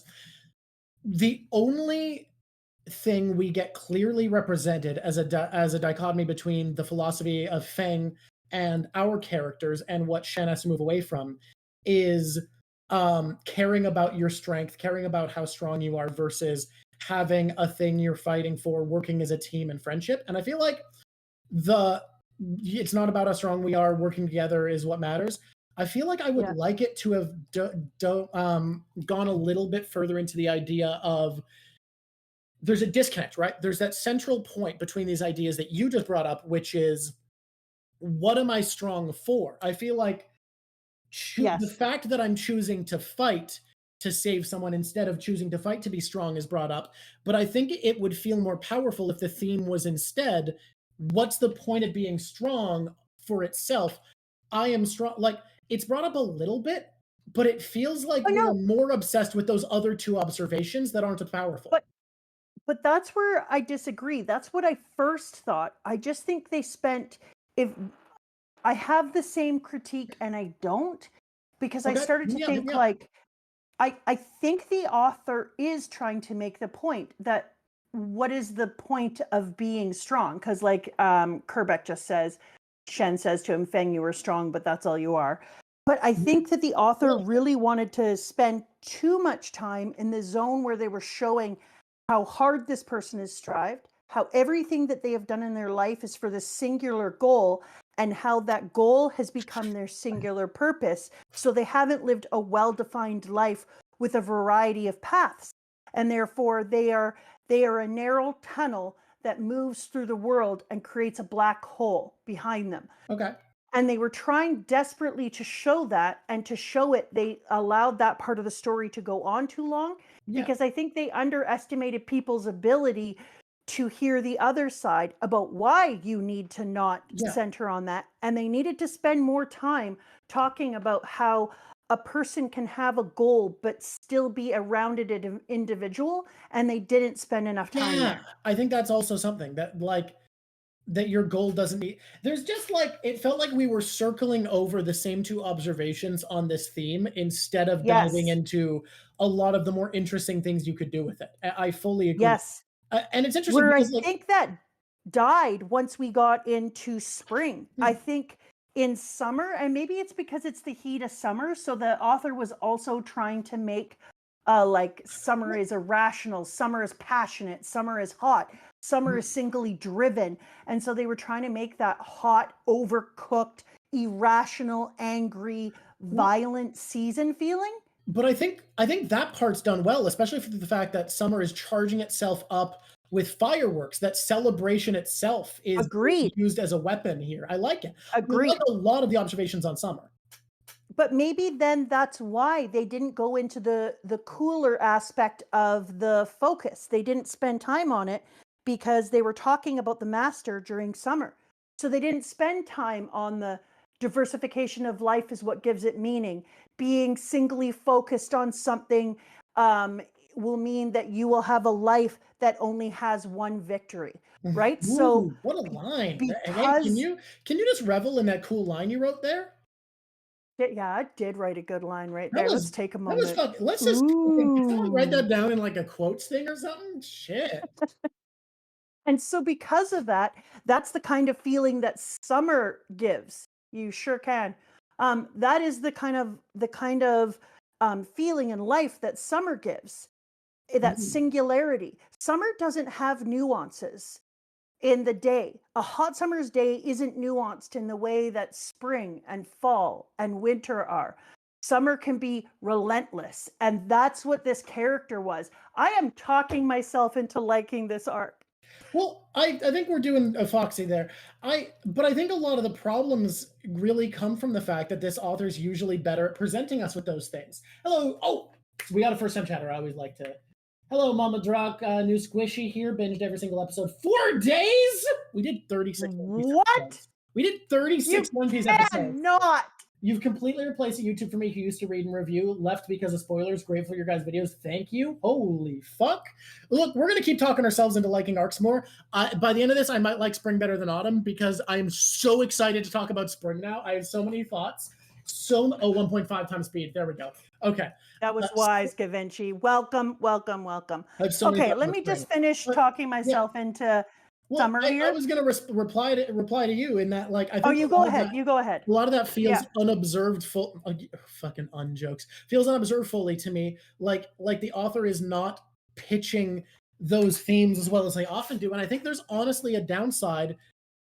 I think more patient storytelling where Shen's master got his own section could feel better for me because someone said earlier that Summer was more of a setting than the villain here because Fang was our antagonist, and I do agree with that. And I think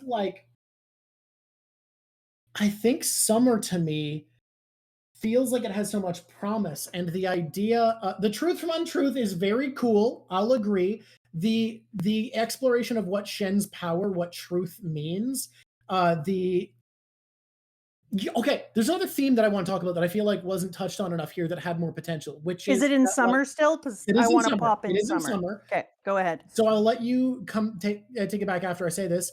Okay. I think we miss out on some exploration we can do about Shen that before he lost his power, that he could only get as much out of his power as he did because of his obsession. Like, that is something that I felt like needed to be touched on more if we were going to talk about his obsession as something he needed to get over. Because if he wasn't so obsessed with being the strongest, he couldn't have loved Spoil. He couldn't have had this affection for his opponents where he loves the obstacle they represent. He loves that they are part of making him stronger. And honestly, it makes me go back and retroactively wish that in the Spoil arc, we had seen Shen, the moment where he can't use his power on Victor, retroactively becomes more interesting to me thinking about this because he wasn't able to use his power on Victor because he was so far beyond him that he was no longer able to be part of his journey to be stronger. So he couldn't love him because he wasn't able to learn from that fight. He was so far beyond him that there wasn't even the promise of being stronger. I think that's beautiful and cool. And I wish now that that was touched on a little bit more textually, because thinking about that, I find really interesting. Okay. I get that. Here's something I just thought of. Okay, hit me up. Summer is the season that everyone looks forward to the most. I mean, if you're crazy, sure.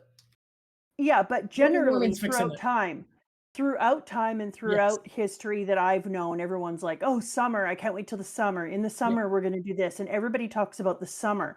And summer is the same thing as muscles. Summer is the strong season. Summer Okay. is the heat season. So part of it is, I think he feels about summer the way he feels about muscles, the way that you talked about that earlier. Okay. And he thinks summer is overbearing and hot and too in your face, and it's like a giant muscular man, and he has no love for summer, the author. Also, I could see I that because the fall and go ahead. this isn't well, no. This goes into his philosophy. Think about how Yeah. far he went out of his way to talk about how if you like things static, you're wrong with Gina. Talking about Yes. unchange, we had this whole focus the author had about how transition and change are important. We have Andy talk about how things need to live to an end. Of course, the Yeah. seasons that represent change are what the author has thematic love for. Exactly. Literally, of course. So, Untruth did work on Victor. People are correcting me. Fair enough. Yeah. But there's so much to this. Like, I really, really like what you've touched on, that he loves change. So he finds far more interest in the seasons about change. He thinks summer is also arrogant and popping off all the time Mm. and doesn't have the subtleties and the beauties and the change and doesn't flip between a variety of things. And so I also think that his messaging about summer and the heat and the passion of being a one goal individual, he thought would be more apparent. I thought that when I read this, I felt like he just assumed that people would see all this layering. And I think that a lot of people like me on my first read, because a lot of times when I find the subtlety and the beauty is in my second and sitting here with you. Yeah. I just don't think he realized how much he hadn't spent enough time articulating that. I do feel like in general this was a bit clumsier. I don't want to give it full benefit of the doubt, like there was a brilliance that we need to access. I'll actually say one of the things that I needed to improve at media literacy as a kid, I genuinely didn't understand the idea of people fucking up when they were doing something, of people making a mistake. So if there was ever an ability in a video game that seemed bad, I assumed I was being too stupid to understand what it was supposed to do. And then eventually I Yeah. started to realize, oh, a game designer can fuck up and just add something in that's bad. Or later on, I realized you can add something bad on purpose, and you should if you're a game designer, because it teaches people how to be critical about your game. I don't Yeah. want to be in the space where I'm just assuming there's always something there that I'm not bringing to the table. I think it is a bit clumsier, and your job as an author is to represent ideas to your reader. If people aren't accessing it, that is kind of on you. But I don't think in saying that you are wrong, that there is more depth we can extract from this in this like book club essay format. Oh, there is. He is making points that I just Mhm. barely kind of got into at first, because he Yeah. is making a point about being singularly focused in your goals. Yeah. You have one goal, you have one victory. He is making that point. He also said what you just said in a different way, because we have sorry about this. I can't forgive him for what he's done. He killed my sister and my fellow disciple. I have a question that I need him to answer. But before all that, on the day of the fireworks festival, you remember that day, don't you? We were all on the rooftop that hot summer night. So he brings summer back. He talks about Yeah. it being hot. Summer is relentless in the day. Summer is relentless at night. Thank you, Usamak. And then he said, and we watched a huge firework go off together. On that day, I thought, and May probably did as well, I thought this must be what families feel like. So tell me, what were you thinking about that? You fool. You were mere fodder to make me stronger. Nothing more, nothing less. I never once thought of any of you as a family. That's the thing you just described at. I must be wrong. It must be this thing. Da, da, da, da, da. No, it is just this surface. It's just either not good or it's nope, I was using you. And that's what this was. But when I read this part, this is what made me realize how much he was talking about a comparison of being a single-minded person and summer. Summer is hot. That's what summer does. This person is going to be the best. This person is going to be the best. So you're finding the ways that Feng himself embodies summer, so that the Uma didn't even have to.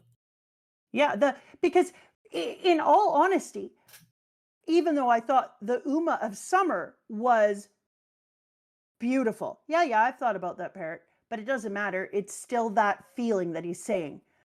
the Uma of summer really wasn't the showstopper for the feeling of summer. Fang was the vibe of summer. He was targeted by untruth, so he was lying. I could see what?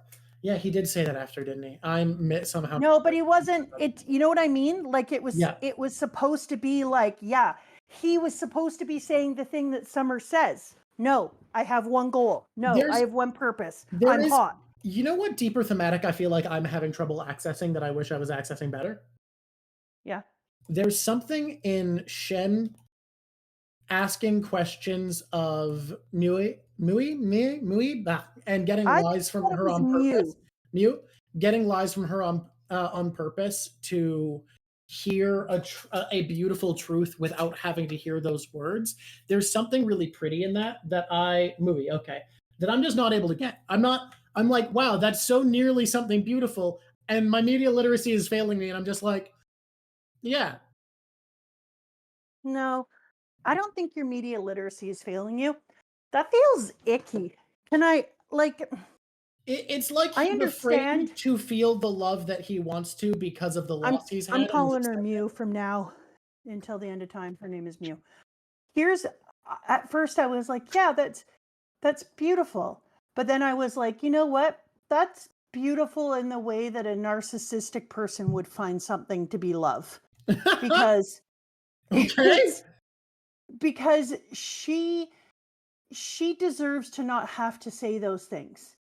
Yeah, but it's not about narcissism. It's about a profound discomfort with accepting that he is okay and loved, that he's stable, that he can be static. He needs to hear those things, and he even jokingly says to her, "Oh, that one hurt," and she hates saying it. Yeah, and so it actually hurts her to have to do that, which is actually why I cheered when he got turned into a bead. I was like, well, that's what you get for making people feel so sad and uncomfortable. You have made her do things she doesn't want to with untruth. You have had all the power over her, now she has all the power over you. And she is kind and is not making him do things he hates. Yeah, exactly. And so it didn't feel like good love, because I don't think it was supposed to be good love. Shen is a deeply flawed man. Oh, I agree, but it's narcissistic. So because that's what showed me that it felt like narcissism. I don't even feel like it's narcissism. It just feels like selfishness. Like you're supposed to be selfish. Oh, I agree. But that's what I meant, is that it feels like narcissism, because it feels like that idea, like, I need to hear good things about myself, but I can't hear them in the traditional way because I won't believe them. So you're going to have to do this because you came here, you were doing this, you weren't supposed to. And I'm going to have to sit here and listen to it. And this is how we're going to have this relationship. Can I just say real quick that I think I'm fucking cooking with this painting work? Yeah, I'm loving this, actually. This is a very good perspective. It's already taken nearly an hour, so hopefully I can speed things up to finish in time, but I think I can. Has this taken an hour, this thing? Not quite, but like 45 minutes. Granted, we did have to delete your art pretty quick, so. I also loved how they decided, this was great writing, how they decided to, you kill Summer, and you're like, yay, killed Summer, nobody's ever done that before, high five, run around. We did it, we did what we do. Deep Winter, because what a great juxtaposition to have like this hot ass day, this hot ass thing, this season with one goal to burn everything. You have to add a Bellamy in there. And then, boom, it's the coldest. Everything's freezing. That was a beautiful thing, but it was also a great reminder that this is unrelenting. Can I say something really quick here? No, because I'm busy laughing at my joke. Okay, now you can. If we look at something that this arc is doing, where you're talking about this idea of Summer being in your face, static, straightforward, this one thing that like Feng has it does tie into in an interesting way Shen's problem with not being able to accept love, that Summer is warmth and openness, and that Fang comes in representing it, and it's something that Shen is unable to accept. But it feels like that can't quite feel deep for me, because like Fang, Shen also represents Summer with this single-mindedness. So it feels like it's almost something really interesting, but I can't quite correlate the pieces to turn it into something especially beautiful. Pop off a little more about that. Well, just the idea that, like I said, he can't accept the stability of where he's at. He can't accept the warmth. He needs to have the love he's given because he doesn't feel like he deserves it. He's fed to him indirectly through forced lies. There's something about the discomfort with warmth and stability. This need to be to be unstable, to feel comfortable. Kind of like Mhm. an addiction to chaos and problems. Oh, you're And right. You know what? I think Kerbeck's found the way to tie this together. Because Shen was single-minded until he met Mui. She was the first person who was able to open his horizons with love and without strength being a factor, to love without strength being a factor, to love someone. I'm telling you, it's not for Mew their strength. because she's mewing. It's a thing. It's not. It's not. And someone said I can say Mui or Mui. It is Mew. I'm telling you. No, but I think they did correlate it. I think they put together the pieces that I was struggling to fit together in that. I would agree. Yeah. Because they do say Yeah. it within there, and his sister, when she comes back, also says that she was able to open up your heart to love and and you were able to say things again. But I maybe it's just I don't like him. He's not my favorite. I don't dislike You the know boy. why? You know why I don't like him? Pourquoi? I Pourquoi, don't mademoiselle? like that. I don't like that self-effacing character who's like, I don't deserve love. Because you know that idea of there's something about that guy I just can't stand about me? You think that's one of your weaknesses? It's why I hate Scott Pilgrim, Yes. because he represents the worst of me? Yeah. I think that what I'm seeing is something in that character that I dislike in myself. And so I don't like it. I think that's pretty fair. I have not ever loved Shen, but I haven't really disliked him. Are we reading further today? We're gonna read one chapter at the end of today. Yeah. But I just think that when you're a person who's like, I don't know if I deserve to be loved or blah blah blah, like don't let Right? your feelings of inadequacy end up being other people's trauma. You know what I mean? I Like think if it's you can't so- pull your shit together and keep your trauma from hurting others, no respect. I fully get that feeling though of like really struggling with something that you feel like is the traits you most dislike about yourself. Yes. Genuinely, Scott Pilgrim Takes Off is incredible.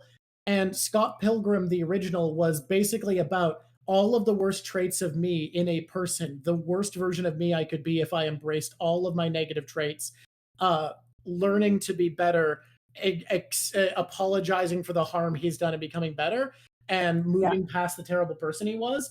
And Scott Pilgrim Takes Off is about, hey, even if you think you're past the worst of you, you're not. And if you ever lose vigilance, that part of you will come back to destroy everything you baby. are and ruin your life. Yes. And that was so fucking hard for me to watch. I was like, cool, great, fucking rad, fucking. Oh yeah, baby. I say it all the time. Like, If you're not a vigilant person who's actually managing your mind, then you can become a parody yourself without any effort of all. Ozzy, if you feel like you relate to the negative in Scott the way I do, Scott Pilgrim Takes Off will hurt you, because it is just about how if you are ever not vigilant about the worst traits of yourself, that is who you are. That deep down, without the vigilance to act upon your better, you are the person you fear becoming. That is the theme of Scott Pilgrim Takes Off. Okay, let's move into this choice. Which choice? Which one? Who's up? I love that we're in the middle of this, so we're like, let's just talk about our mental health and well-being. I think Undead Unluck asks that. Yeah, I agree. And I think all narration, all arcs, all stories, all things should ask us to look at our own at our person. To ask which how is we why I think relate it's to really it. What important. part of us is in this? Which is why it's really important for different people to read the same piece and to do talking about it, because 100%. then you can see how it affects different people. Okay. The Winter arc was 4 as soon pages. It was so fast that because I read this late at night, until people reminded me, literally forgot Winter died. And just now I was like, all right, yeah, I did read that he died. Fuck. Yeah, you can't read that fast. I knew that Fuuko was going to be when they said they were going to snap her up. I knew because of what they're trying to make Fuuko, that she would volunteer to Of go. course, because Fuuko's great. If She's you a go to rock your star. group to the under, will you kill Winter right away? Blah blah blah. Well, then Yeah. I will go with you.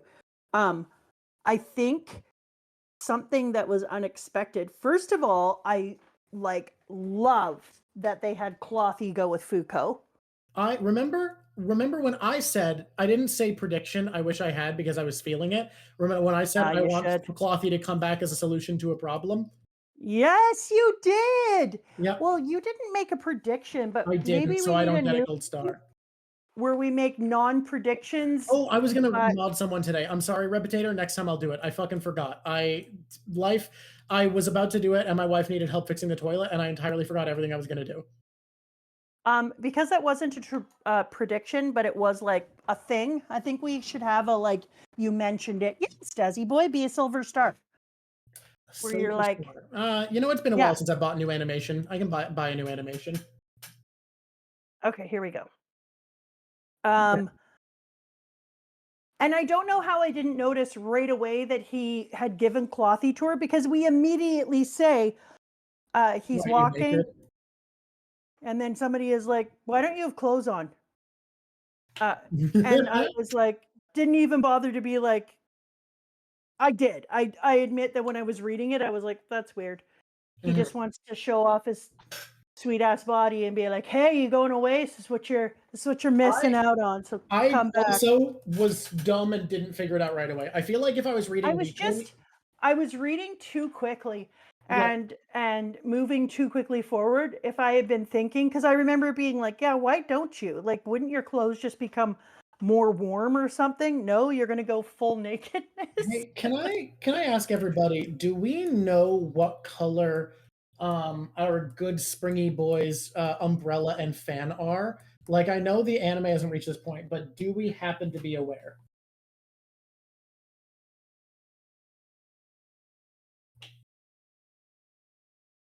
No, nobody knows. Okay, well, we'll see. Red? Okay, we'll do red. God, I'm really liking this painting. I hope I can finish it in time. It's a bit ambitious for just a 2-hour show, but I think I can. I'm not gonna lie to you. Yeah? Like, it's a lot of work. Yeah, but look how cute those little buildies are. I love it when you do the buildies. I have a great piece of art in my house that you did like that. Yeah, I really, really do love the aesthetic of, like, when you open Wild Strawberry, it looks like a thing that I would have drawn, right? Oh, 1,000,000,000%. I One love of the reasons, Overgrowth because as a I read visual it when thing. it just had a single chapter, and the reason I opened it is I was like, this is such, well, I didn't call you Drawk back then, but Yeah. this is such a Drawk piece of art. Mm-hmm. I love Overgrowth as a visual theme. I think it's beautiful. Painting is fun, Okay. guys. I'm drawing I'm Tokyo. looking Look at him. He's right here. That's Tokyo. It's her. The fan is brown, people are saying. Good to know. All right. Let's keep going. Let's keep going.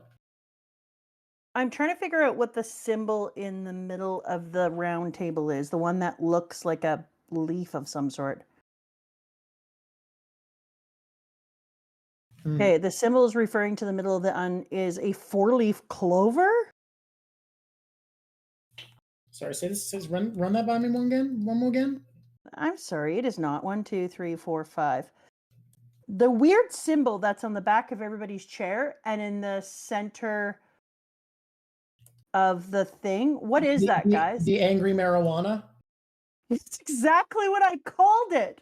Oh my God, we are definitely from the same ilk. What is the angry marijuana symbol? What's that angry weed doing? Yeah, I know it's the under logo, but what is it?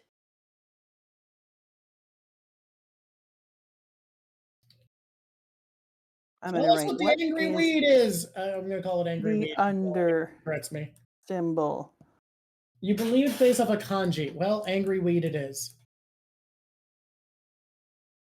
The weed that make you gay. Well, we don't know. It's just angry marijuana, apparently.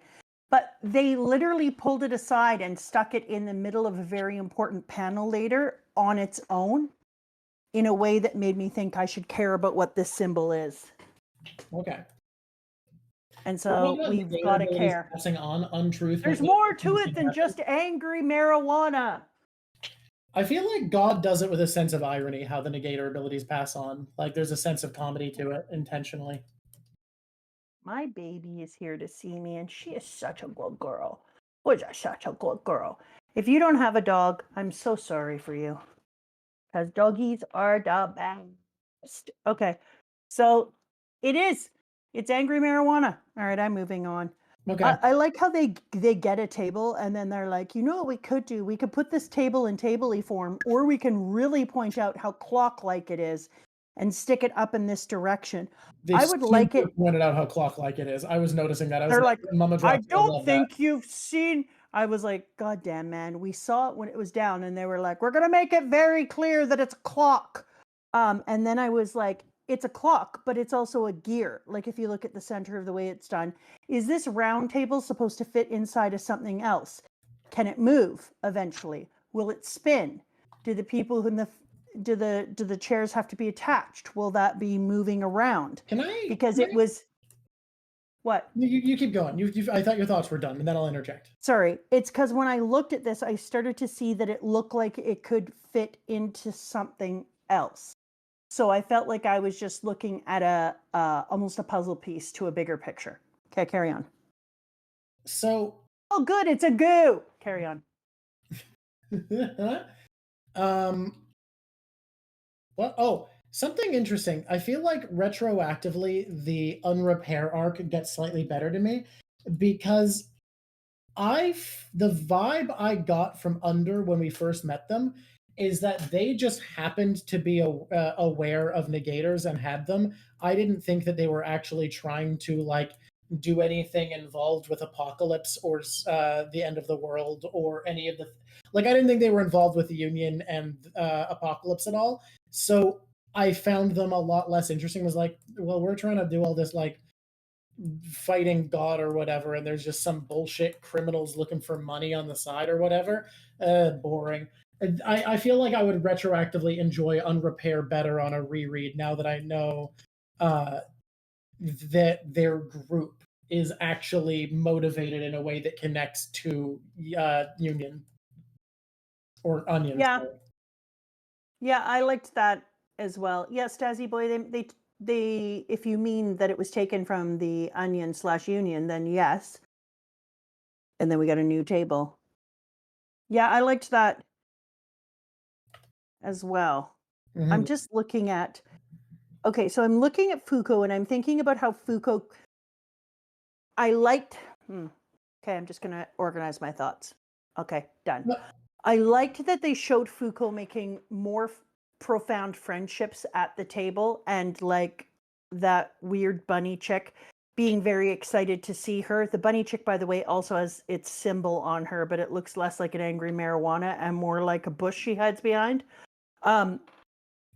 And I liked that they showed everyone being like, oh my God, you're here. Like, that's kind of cool. And I'm really glad to see you. And the bunny flying out at her and hugging her. And except for Mr.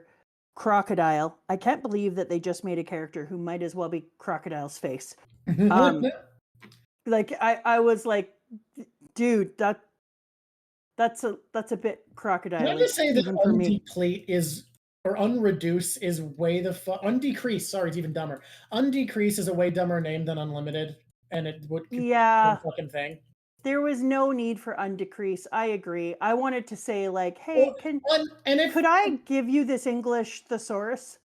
And if unlimited is being saved for someone else, and that's what Billy's power is called, because that's a reason I thought he might not be called unlimited. That's true, Reef. You could just be like, oh boy, I had a really good one a second ago. Brain died. Never mind. I had a really good one. Unlimited is just so much better. Unending is also better. If you need to unending is so much better. Yeah. Yeah. This is you know what I've decided that I would like as an before I forget? Yeah. Unintentional. God, that's really funny. I think that could be so fucking stupid. That's great. I've decided unintentional would It could be so be fucking stupid. Positive. almost unluck, but not necessarily unlucky, just chaotic. That would be Nothing fun. coincidence lines up to make people's intended outcome impossible. Yes, unintentional would be such good comic relief. Un- Unreal would be terrible because I know people who have mental illnesses where they're uncertain about what is real and what is not. And Uncertain. unreal, uncertain too, same thing. That's a way to make people go crazy. I'm not saying no, I'm just saying like that's a mean one. Mr. Grinch. We should move Yeah, on, huh? unreal would be wild. But anyway, I hated his name so much, and I think just doing it as unending would have been, really good. Okay, drugstore to- crocodile. We're moving past you because Did you're you one of my call him least favorite. Dollar store crocodile? Yeah, Hell yes. I called him drugstore Or crocodile. drugstore, which is 'cause- insane. I thought I must have misheard because that's nothing. No, it is a thing. You know when you go to the You're in drugstore a drugstore and and there's weird knockoff toys. you know when you were little and I would take you into a drugstore and there was the aisle with the kind of toys, but not many, but a few like Yes, no, Crayola never things mind. and I then some exactly know. yes, and then some weird ass toys. That's where you'd find him. It's I not take it even back. in a dollar store where you find a bunch of toys, but they're cheap versions. It's that drugstore toy aisle. That's Yeah, where you'd find you're it. right. Yeah. And so they would be like, "Oh, this is crocodile." No, I don't know what this is. But there's going to be something to do. Oh, is that the hour hand? That minute, second? No, seasons. There's something there. There's something with that effing table that's giving me a clue, and I'm not picking up on it. Northeast, south, and west is there. Yeah, but there's something with the symbol. I'm gonna be honest. I I'll have get it. not put the time into deep looking at images yet. I have not. I'm still getting my place up for sale. Well, that part's done, but there's more to it. Selling a house is hard. Selling a condo is hard. It is. But I did read it. I did read and do thinkies while cleaning. Thank you. I think spring, though, was just, it was a moment that I wished that this was in color. Yeah, I could Does see anyone do color? that. Colored manga is pretty rare. Yeah?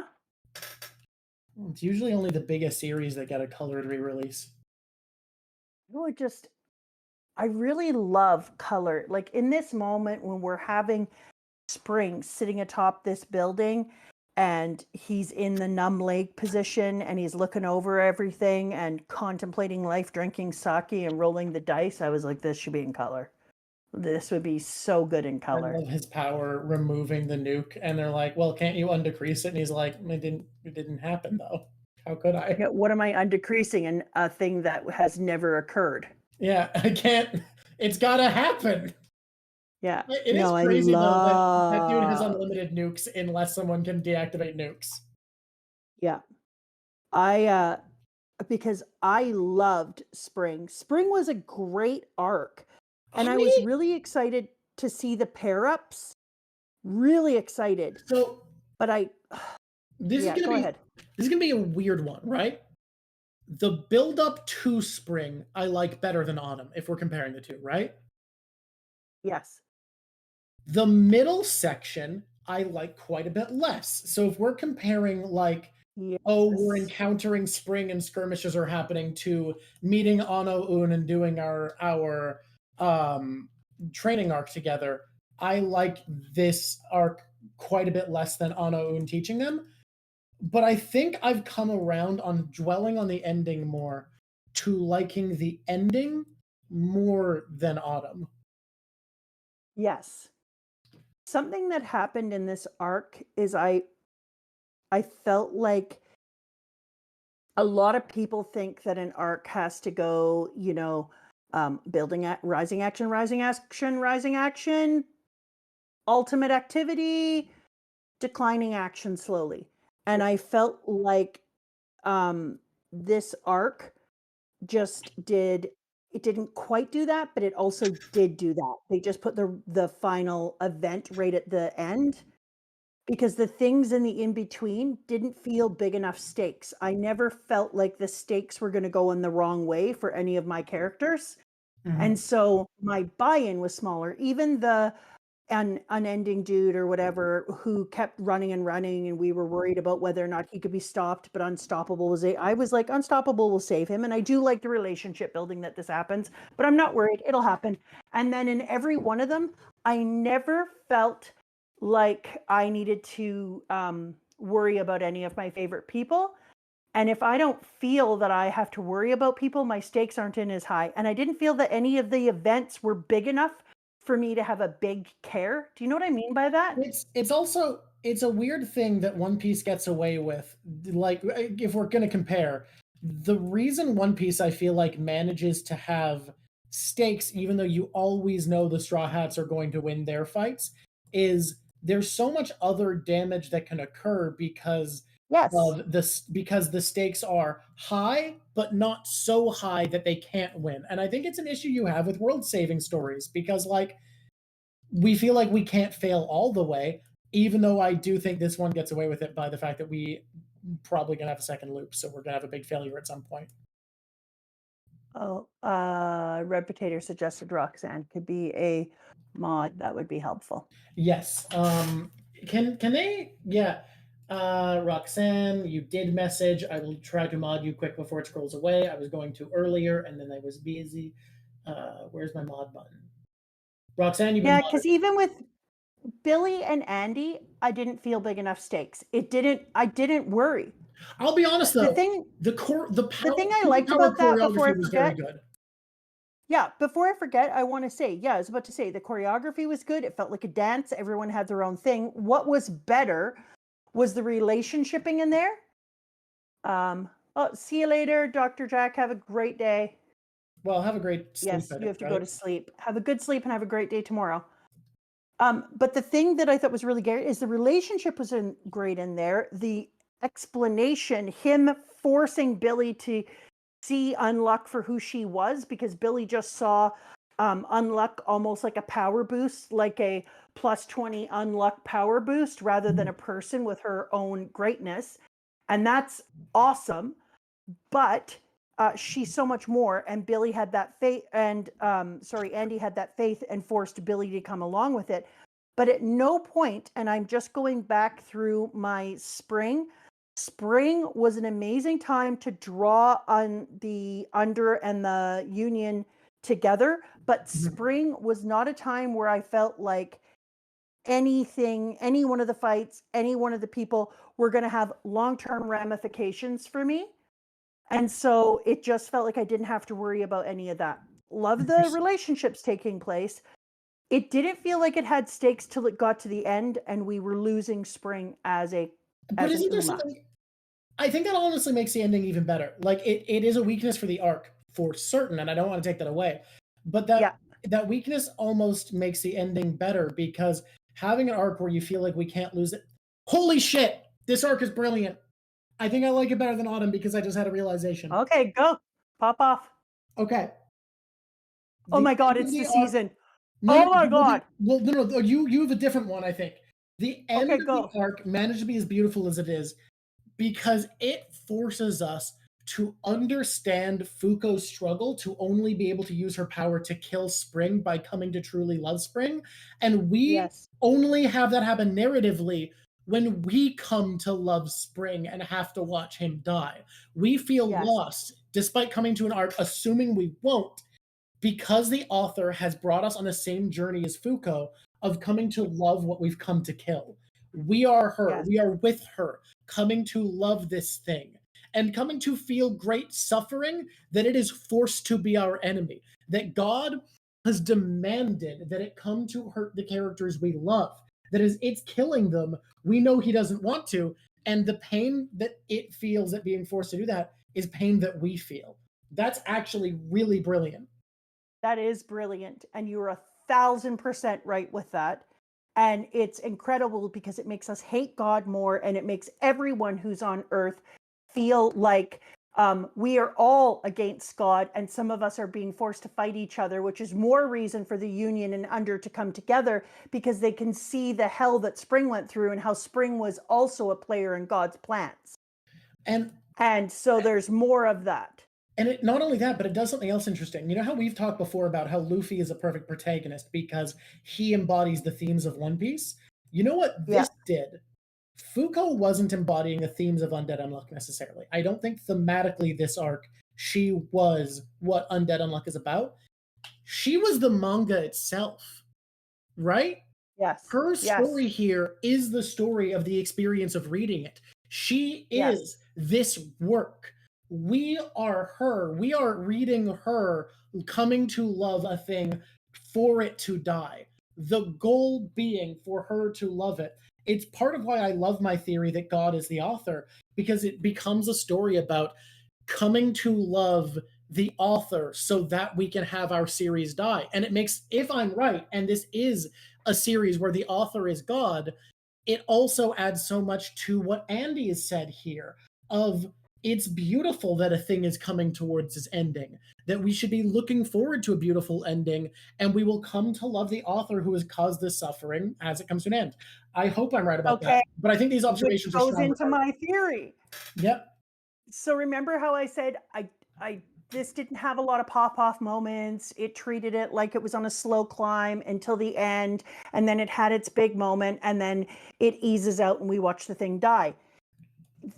The author wrote that one that the summer one as a hot singular goal. It's hot in day, it's hot in night, it's constantly attacking you. They wrote this one like spring. Spring comes in like a lamb goes out like a lion. It comes in. It's slow. It's a slow build. There's little things that happen along the way. Things grow, etc. You come to love it, just like the sakura, just like the cherry blossoms. You finally learn to enjoy it, to embrace it, to see it for its beauty, to spend all that time waiting for things to finally get big enough to eat, for animals to start fattening up, blah, blah, blah.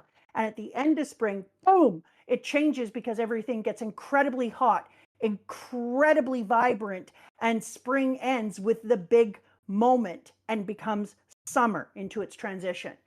And so they wrote this arc, this little spring arc, the way that spring, the season, works. And the way it's been historically been interpreted. This is, I have talked myself into liking this better than Autumn. I loved the whale. That was amazing. I was coming in with the expectation that Autumn was going to be my favorite, and I am reversing that. It's beautiful. It really is. It's stunning. And it's well, beautiful. If you think that you keep saying coming in to watch things die, to love things and then have them die, that's exactly what this entire arc is, and that's what spring is. A flower grows, it's beautiful, it dies. The small little leaves come out in the trees, they're soft, they're vibrant, they're green, they become huge. They're no longer spring. It's also interesting. Autumn was an arc about coming to love our heroes, and this is an arc about coming to love our villains. Exactly. And so spring is also a rebirth. So it's a rebirth of the story. I would be surprised now that we've watched spring, we've watched the way the Union and Under have come together. We've watched how they've had to learn about each other. I would be surprised if after 93 or whatever the hell we're on, I would be surprised if there isn't some sort of weird rebirth. Because spring is a time of rebirth. So what's going to come out on the other side of this? It has to be a birth of what this arc made. I really do hope I'm right about God the author, not because I care about being right. I hope I'm right about God the author of a video game. I mean, look, I feel like either way, both of us are right. However, I'm feeling manga. But not just because I want to be right. Obviously I do. But because I feel like there's so much beauty in that idea for me right now. Yeah, this is... I feel the same way, though, as a video game. So either way, we're good. This is a arc that I think would have been pretty shitty to read week to week. Yeah, I don't know if it would feel as fun. Because if you're thinking about how I'm saying that I think it's written the way the season is written, in like a lion out, or in like a lamb out like a lion, There isn't a lot of big stakes moments. It's just more of the same, slowly increasing intensity. And that's what spring is. It comes in, it slowly increases in intensity until it becomes the hotness of summer. And so, sorry, you go. And so I think reading this week to week, I don't know if I would have loved the chapters as much. And maybe some people are lucky and they have the patience for that. And so they just would have found it fun. But for me, I think reading this all together, once you get to the end and the end is like, oh, damn, that's changing. It makes you reflect on the entire season. And I think that it just makes it so much more beautiful. This is an interesting one. I'm having to go over so many of my thoughts. There's something I want to talk about really quick. I've mentioned before that there is a feminist theory that proper feminist writing of characters can't just have women be important to a story by becoming masculine, by becoming traditionally male in the role they occupy, that while it's okay to have women fight, that isn't really making femininity important, that is making women capable of embracing masculinity to become important, and still puts masculinity as superior. And I think there is a hesitancy. There's a hesitancy we have in progressive spaces to attribute certain traits to the feminine or masculine, because I think there's this thought that we are taking those concepts away from the other. And violence, I think, is one that progressives are okay attributing to men for a lot of reasons. I'm not going to go into all that. But I want to just swipe that aside and say, hey, men can be feminine, women can be masculine. It's okay to have gendered notions. And I think the idea of empathy and seeking out love for people is a feminine concept. Now, that could just be cultural, that could be inherent. I agree with Simone de Beauvoir that we can't actually know what is truly biologically male and female because our culture dictates so much of that it's not even worth thinking about. We just accept what is and don't. It's really thousands of years of societal buildup. We don't grooming. If these are biological factors, because some of them probably are and some of them probably aren't, and we can't know the difference. It's just impossible. But I think it's okay to just say that this outreach and seeking of empathy and love is something that is a feminine trait. And we see Fuuko be the most important person here in a shonen action series that doesn't shy away from action being significant, that doesn't pretend violence isn't a core part of the story it's telling. We see her outreach of seeking empathy and understanding be both the most important thing for our heroes and the most important thing for the story being interesting. And I think when you want to write actual media, when you want your stories to have meaning behind them, that's the more important part. I think the thematics aren't as important as, technically they won because of this person isn't as important as the narrative experience. People can keep telling me that the ladies in Naruto doing healing is the only reason we won. But because that wasn't the part that felt narratively fulfilling to me, the reader, it wasn't actually as important. It wasn't important. You can't just say that. Here's a weird example. Lord of the Rings will continue to tell you that dwarves are one of the major races and there's like one town of hobbits. And yet, which one do you, the reader, care more about? Which one is more important to the experience of reading Lord of the Rings? Dwarves barely exist in Lord of the Rings. And when they exist, it's as this footnote of thing that used to be. Media is meant to be read, and the experience of reading it is the important part. So when Fuuko's love is the most important thing to our victory, that's one thing. But when it's the most important thing to us, the reader, that is significant. Welcome, I think I popped off. You did absolutely 100% pop off. 100%. Replicator was telling us that the voice actor for Undead Unluck in the English version of Fuuko is here right now. So totally welcome to our stream. Okay. We have been Drawk reading is in the because middle. It's faster. We are going to watch. I just watched some of your clips. You were doing incredible work. You are amazing. My girlfriend's actually an amateur voice actor. She has a whole studio. She's done a few indie projects, most of which I can't talk about because they're still in progress. So I've been looking into voice acting as a skill a lot, and it's so difficult. You do an amazing job. I'm really excited to watch the anime now. We are so excited to have you here. We have been told that the anime for this is stunning, and we're super excited to go into it. Can I just say though, Drawk, that I wouldn't be on your side about this Fuuko being allowed to be feminine and having the softness and the love and the attention. I wouldn't like that if there wasn't also women kicking ass and taking on a bunch of different roles in here. I agree with you that the author of this piece feels feminist because they allow everyone to be whatever they are in whatever way. And I never question whether or not the leadership as a woman is strong. I never question whether or not Untouchable is actually this amazing badass person. And so because of that, it allows me to not feel like Fuuko is being put in a paradigm like, oh, I'm a woman, and so I'm able to see the uniqueness of a person and bring out the love in them. Instead, what I see when I look at Fuuko's character is this poor girl who's one of the people who has the deepest hearts, the most love, the most would love to touch others, wants to touch their lives, wants to enfold them in an embrace, and instead, and you can see that because it's because of that she reaches them and can find something to love in anyone. And yet that beauty inside of her is used against her. And so because the author has been feminist in the rest of the writing, all I see is an incredibly deep character who has to have the gentleness of her heart used against her as a poison. But I just, as a writer, find it so much like, I think the part that you're talking about being necessary to enjoy this is real. I fully agree with you.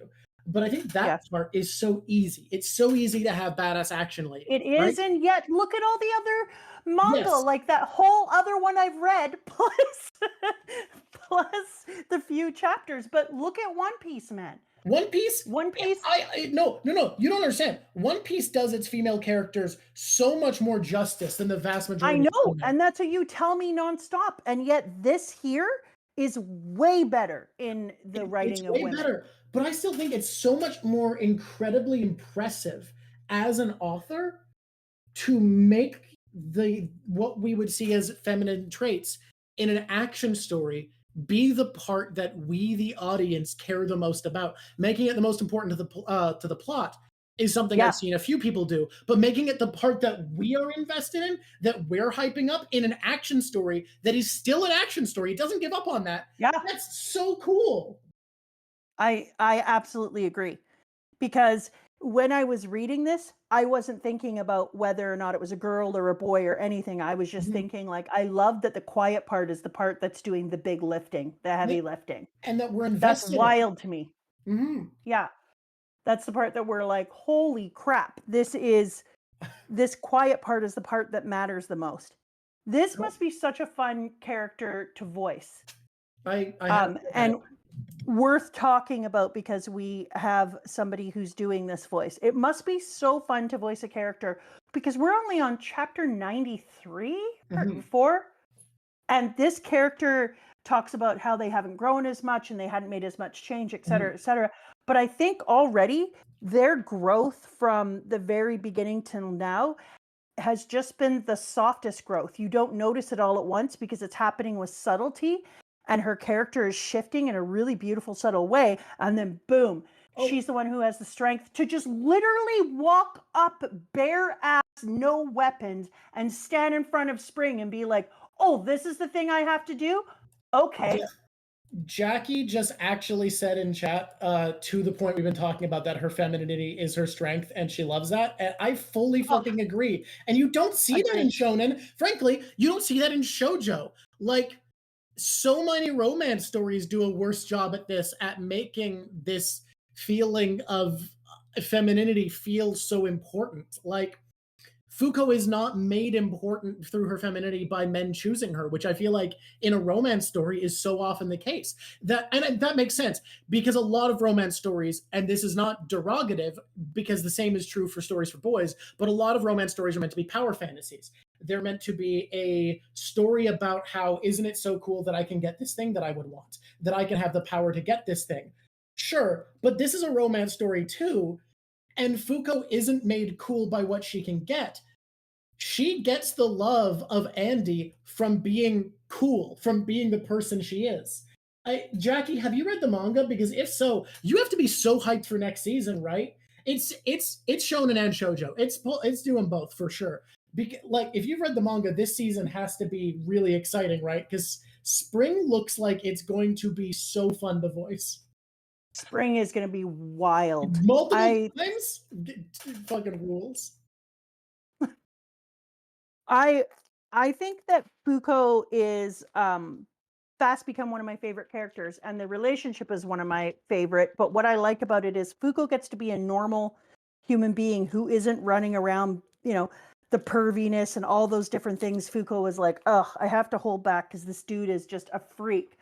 And then Fuuko is got the kind of kindness that she can actually forgive him and see what he was trying to do and where he was trying to come from. But she couldn't quite get there until they actually caught up and he grew as a person and he changed into a book. She never said like, oh, I'm just going to let all that like weird, creepy shit go. No, it was because she saw what happened within the relationship when she got inside of that book. They had growth together. She saw where he came from. He came out knowing about some of that and then had to live through all these things. She made a change in him and he made a change in himself. And then she was like, now I can see why I love this person. I know we're not exactly, Jackie. She calls him out. She holds him accountable. Well, she doesn't say like, oh, that's okay. But it also makes Andy so well written in how shitty he was at first, because we see him looking back on him using her and being shitty earlier in the arc, in this segment, in this arc. And he's like, yeah, I was so stupid for only caring about her for her power because she's incredible. Oh my God, he loves her and it feels so real. And it's the first time we've seen him thinking about her. We've been in his head when he's thinking about her as a person. And it's this beautiful realization that seeing her for her ability was a mistake. He still has growth. He said it, but he said, I love ya. I love ya.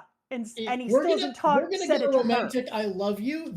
Look, I say I love you to my friends all the time. I don't say I love you to my friends, right? Now, I don't know in Japanese what this was like. I don't know in Japanese what the difference between a ya and a you is. But I gotta imagine no, because you can say I love you. So we still get to see growth in him. He's still in a I love you. And he hasn't got it out of his mouth all the way yet. And frankly, I feel like the story would be worse for giving it all to us at once. You drip feed love. That's how you write romance. Hey, if anyone wants to hit a tip for writing, real tip. For both sex and romance, this is both true. Restraint is so important. Withholding, drip feeding, it makes people care more. Okay? Very important. That's a writing tip, me to you. Which is what Spring did. So that's what I was talking about. That in the end, the arc of Spring acted like Spring. It started off with small showers. It rained and rained. It drip fed you more and more and more until it was a monsoon. And we see a fight between Spring. We see Fuuko walk up unarmed and go there to love somebody. We have to watch Spring die. But when we really see that he loves her, the whole thing where we're like, okay, that's nice. He said it. He's realized he loves her, blah, blah, blah. That's great. But the real time we actually see it is when he's talking to Billy. And he says, no, I need you to come up here and watch this. This is all I'm asking. You have to come up and see her. You need to see her for who she is. Oh my God, this arc. Love. That's love because he knows how strong she is. He knows how important she is. He knows that there's something about her that is so different than everyone else, that she has this ability not only to love people and things that other people can't, but to gain their trust and love back. And so he's like, I will bet the house on it. Real quick, bye Roxanne. Thank you so much for jumping in as a mod. We are going to need more mods who know Undead Unluck.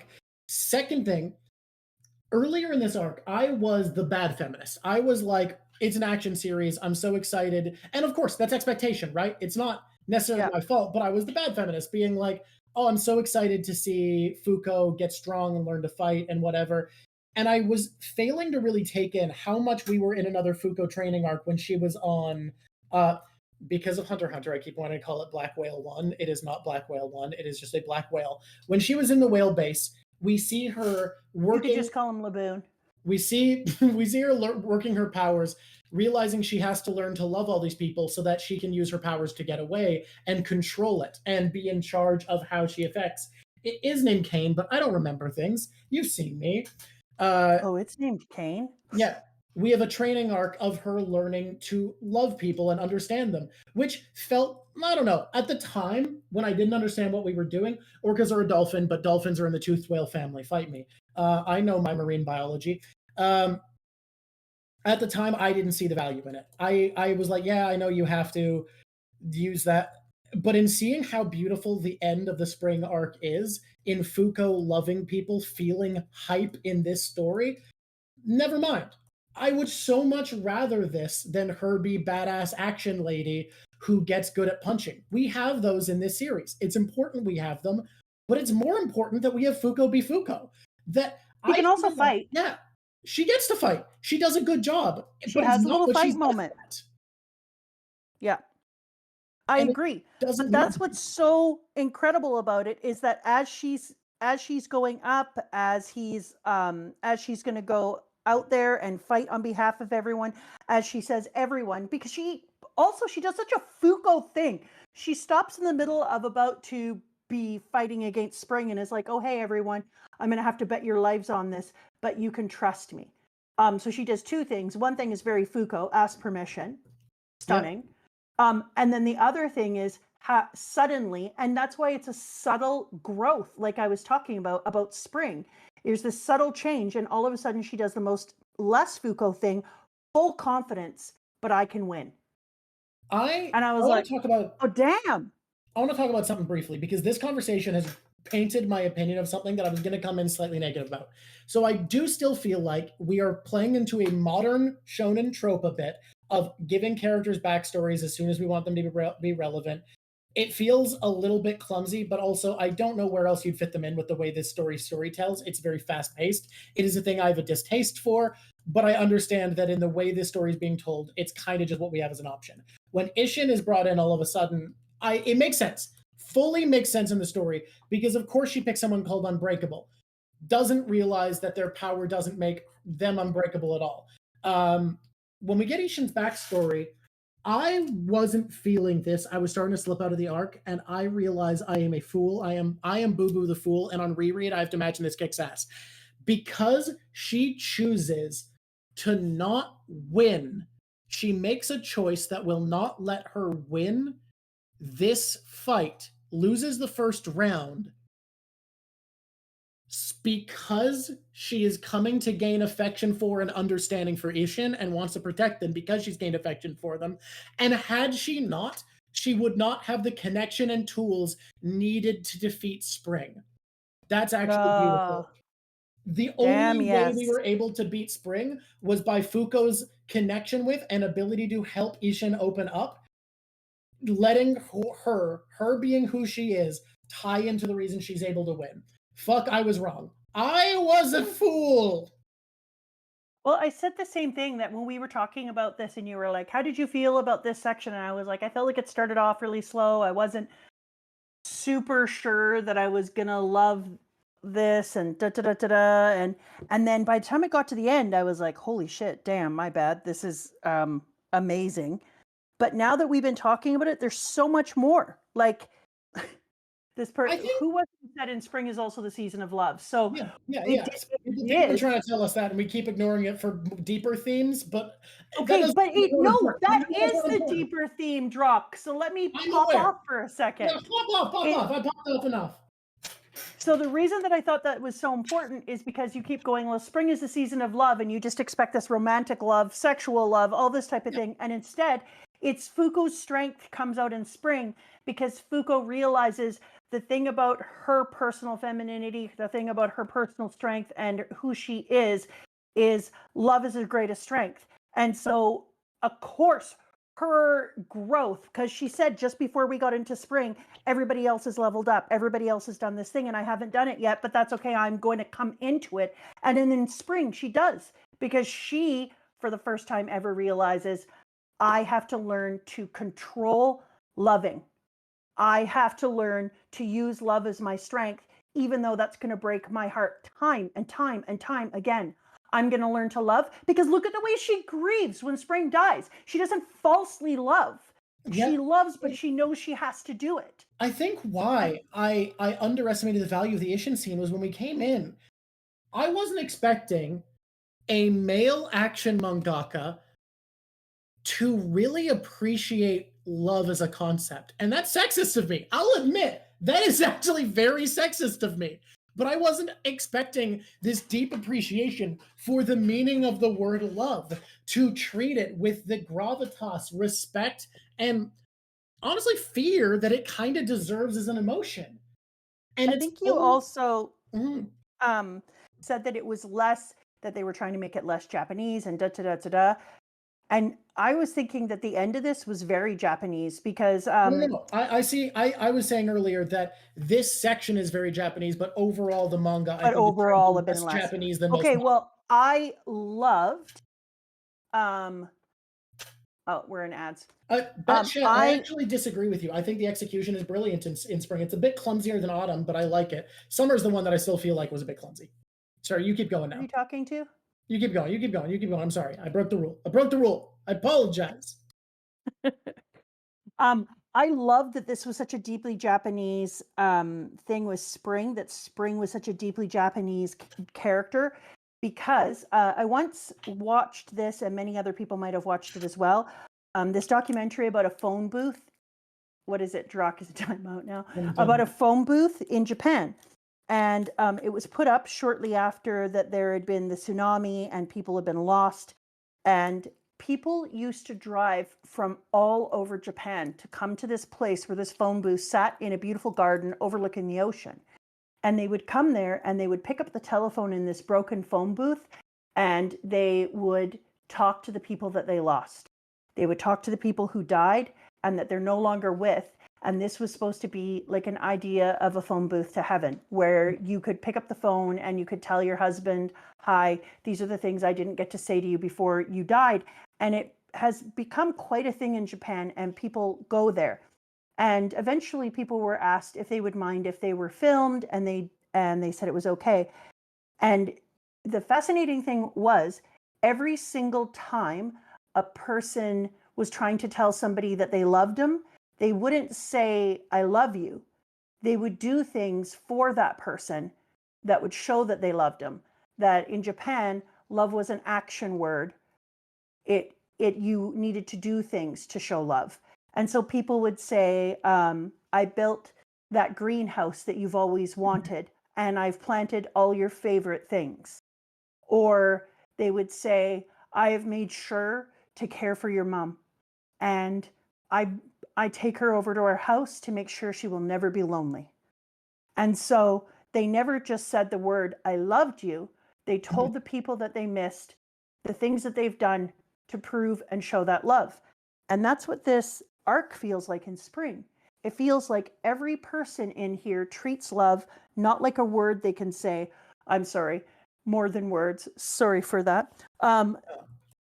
They treat it more than a thing that you can just say to somebody, and instead they show people their love by time and again doing the action that is the work of love. And that's everyone from Andy realizing he had underestimated and undervalued Fuuko, and didn't see her strength, and didn't see that her how powerful she was and what she was and who she was, and he grew into it, and then he loved her. And then Fuuko realizing that she has to do the work of learning to love, and that it's important because she has to learn to love people in order that the other people she already loved can live safely and God can die. So eventually, obviously, she's going to have to love God. And I look forward to that. And we're going to have to love God. And that means we're going to have to, exactly. And that's so much more beautiful than this was just Fuuko. This was an action thing that is preparing us for love to be an action word. It is a verb, and eventually we are going to have to love God through Fuuko.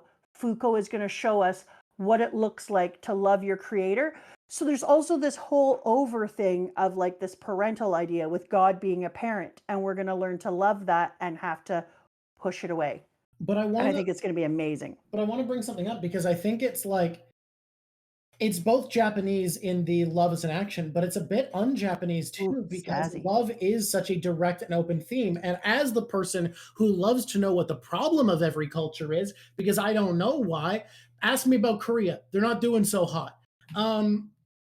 As someone who likes that, I have heard a lot of complaints from Japanese people who move to other nations that they find it very hard to be in Japan sometimes because love is a thing that it's almost taboo to talk about. That expectation that it needs to be action, not word, means Yep. that the act of expressing love is taboo and feels hard and stiff and antagonized. And Fuuko and Andy, I might tear up here, are so unabashedly in love with how they feel about each other. It brings them so much joy in this after separation being able to proudly exclaim how they feel. And it doesn't even feel like we're in the stage of I'm in love with you that they're saying, but just acknowledging this vocalization of this is someone I love. The pride they have in that, the joy isn't very Japanese. Like that isn't. And I think it's fun to have, I agree, the very Japanese love of its actions and the very un-Japanese love of it is also words. Yeah, I would agree. It's a great juxtaposition. It acts as foil.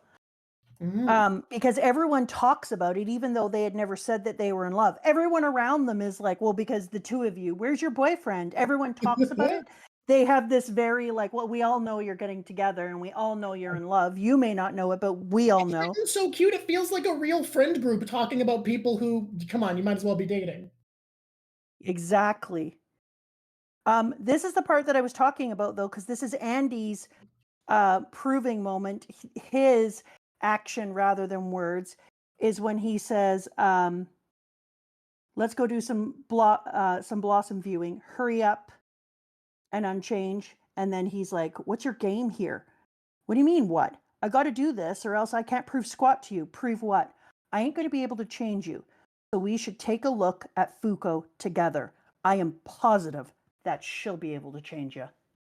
And I think that is the most actiony love he's shown ever, because before she said, you have to have faith in me. And right there is him having the action of proving his faith in her.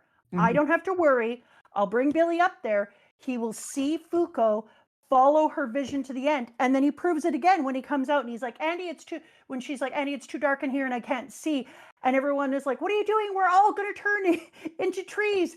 And he's like, oh yeah, come on down. Because he has so much faith in her because of his love and his understanding of who she actually is, that he's just like, if that's what she needs, that's what will work.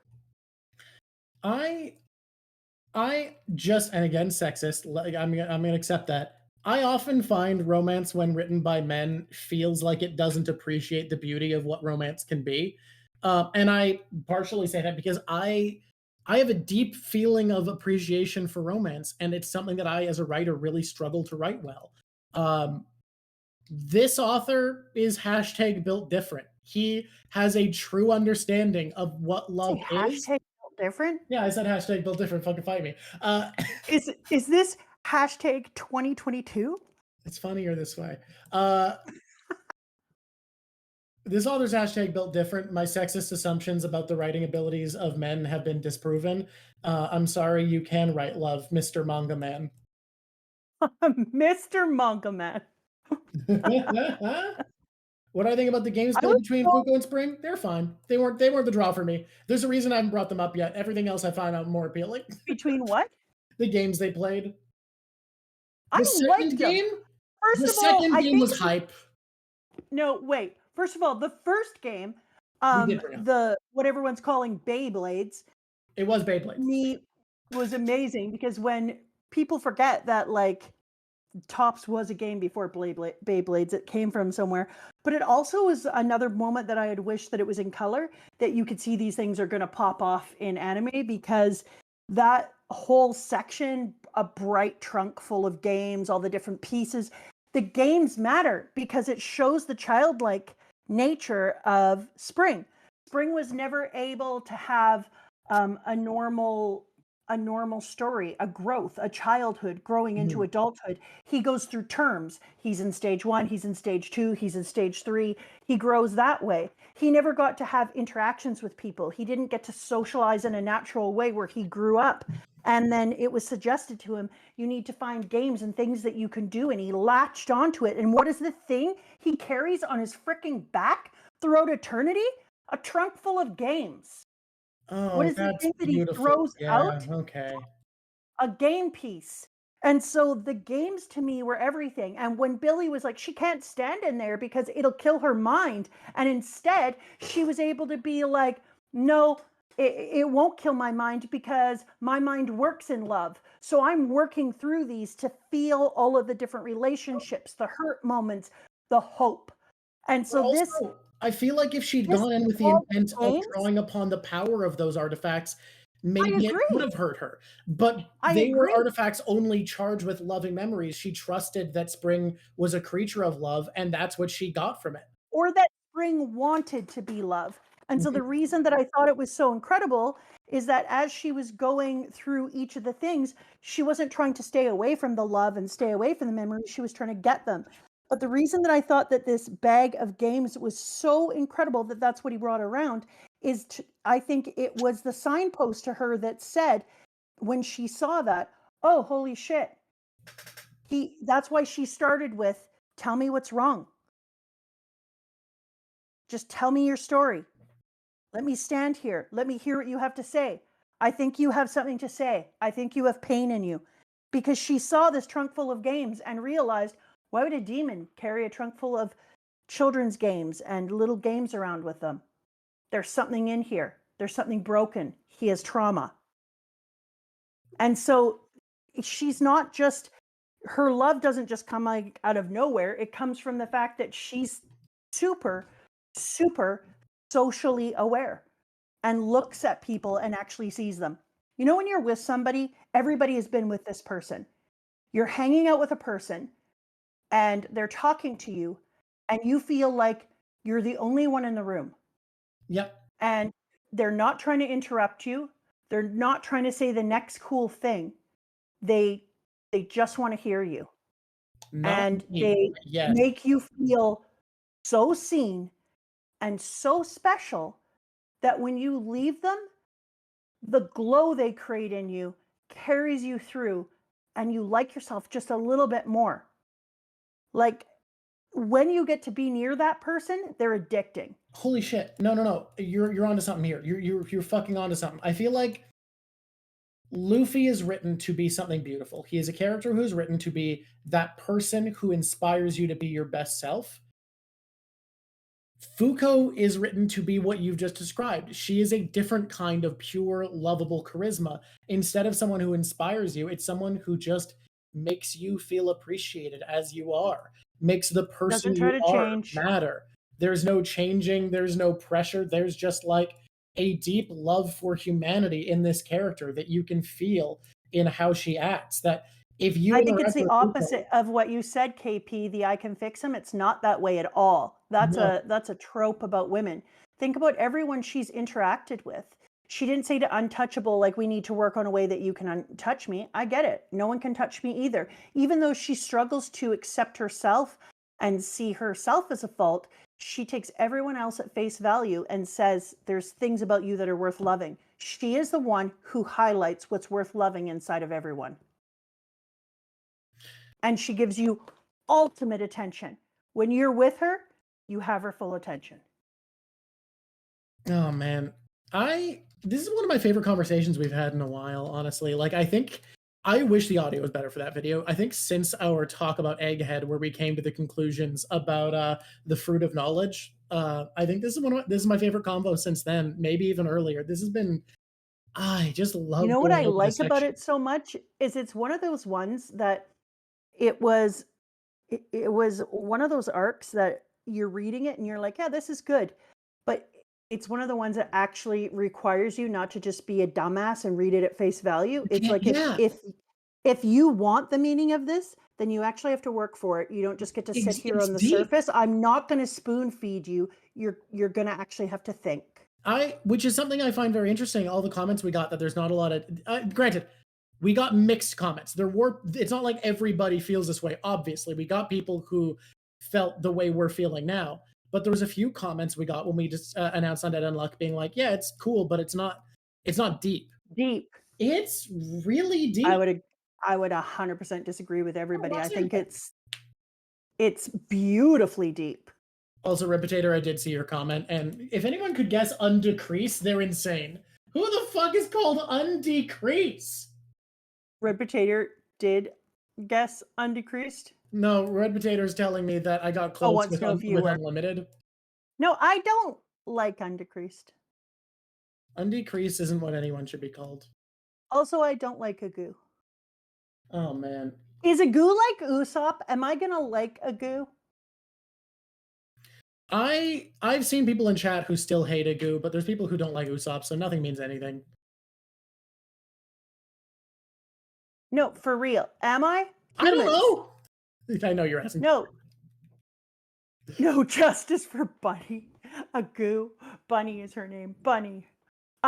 No, I want to know because I wonder if a goo is like Usopp and eventually it's going to be one of those characters that I'm going to be like, I can't believe that I didn't like this character before. Uh-huh.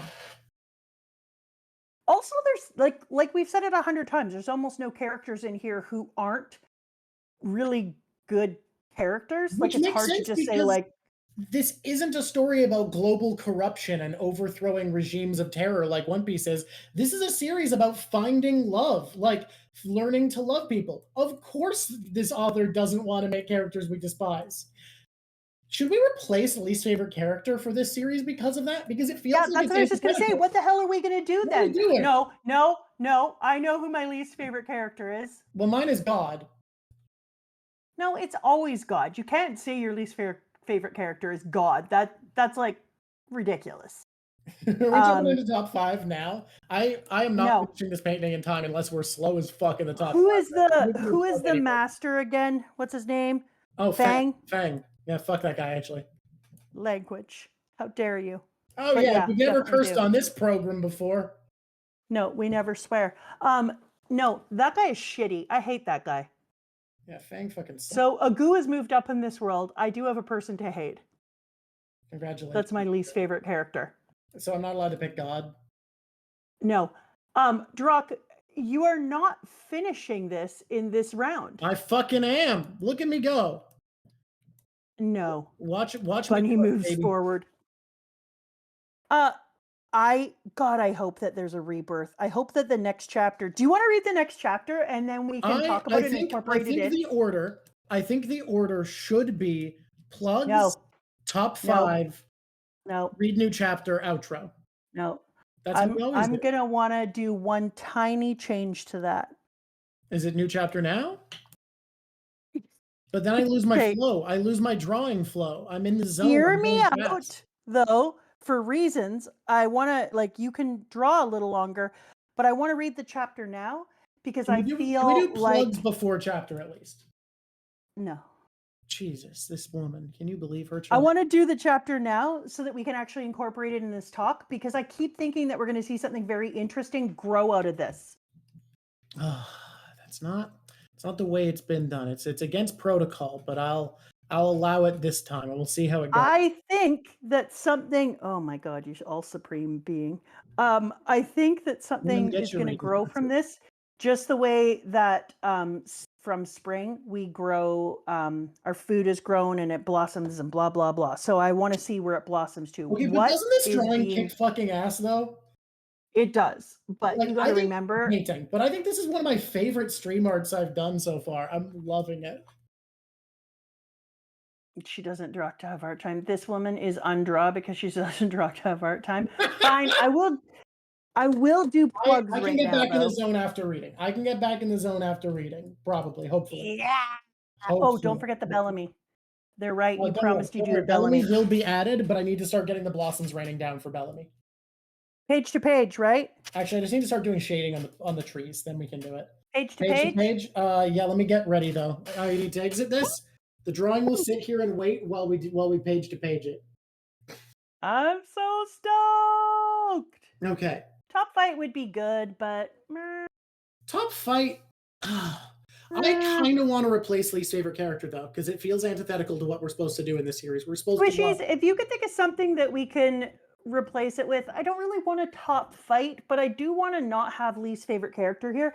It is ironically, like it is unironically so easy to find a least favorite character in One Piece. Well, One Piece is about overthrowing corruption. Of course, there's Exactly. hateable people. They It's keep giving about us hateable people. amazing people to hate. I'm like, hate that person. Oda can Totally make you love hate hating a them. character in like 2 pages.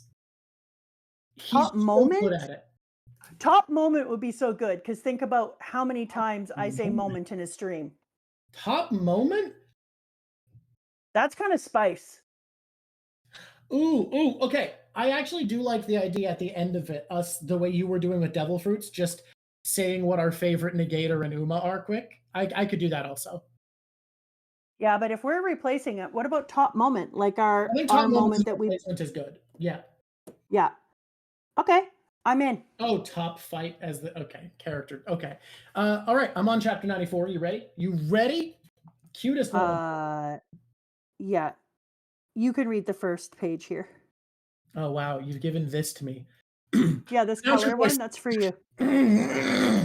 You got this. You got this. Uma Spring neutralized. December 24th, 2020, 5:02 p.m.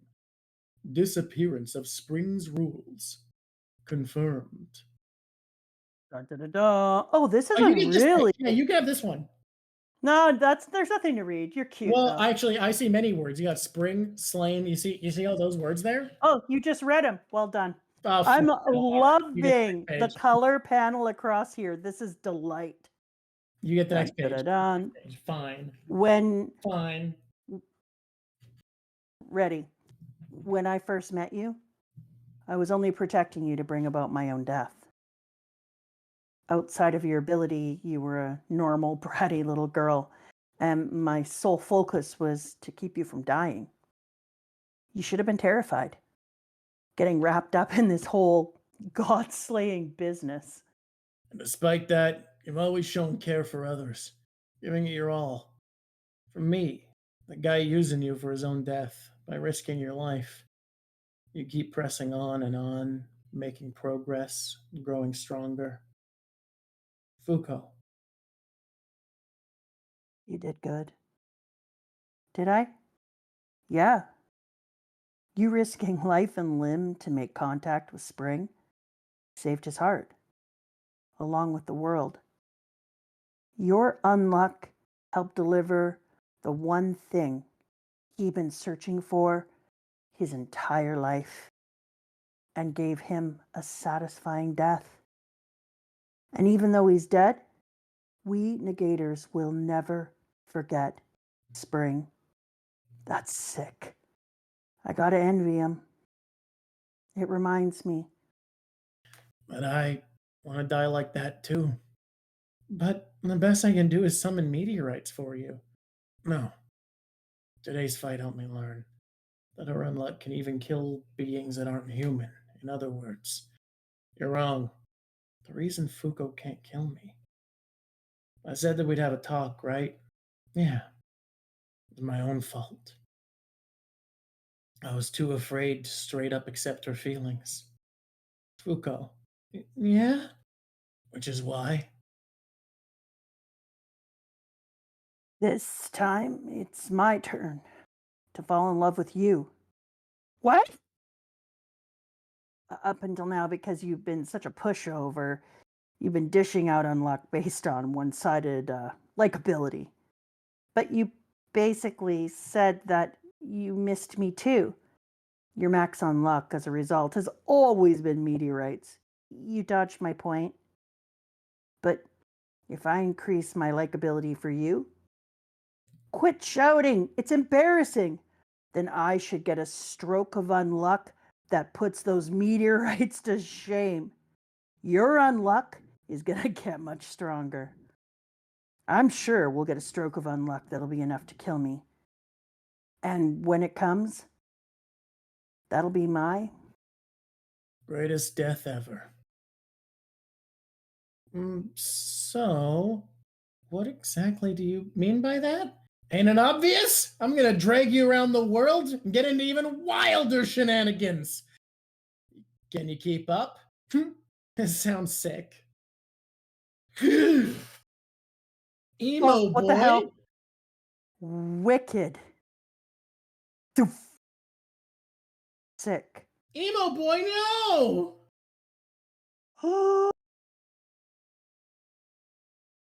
Oh, it's your turn. That's the sound a stab makes. The one drop of blood in the middle of Andy's face is so fucked up. That's so well done. That is nasty. Huh? That won't do. For people like the two of us, ones capable of overcoming the loop, death isn't an option. Oh. She hasn't got a pulse. Fuuko! Oh, I see. You get to just skip that page because it didn't have text. Yeah, you heard me. Oh my God. Yeah, something tells me this doesn't Remember affect when how I we talk said about spring something break. else is going to be born out of this? That is not what I'd hoped for. Wonder what that dude can do that he escapes the loop and isn't dead from Oh, sword. is that God? Is that, please tell me that is not God. Oh my God, is there going to We'll be find a out if it's rebirth? God. If she dies, if she's actually dead, then he is going to reset Fuuko's the not time. dead. Come on, Fuuko No, ain't but dead. listen to me. If she was, he would reset the time. He'd be like, screw this shit. We're failing and we're resetting. I need to find her. God, yeah, that's possible. Don't you think that would be the way that you would do it? It could be. It could be. I could see it. Oh. Oh. Oh my God, that was awful. That was so awful. I can't believe that bastard. Oh, this is the whole thing about love. Da, da, da, da, da. When Hey, I can I said a tell you- rebirth, it's not what I was hoping for.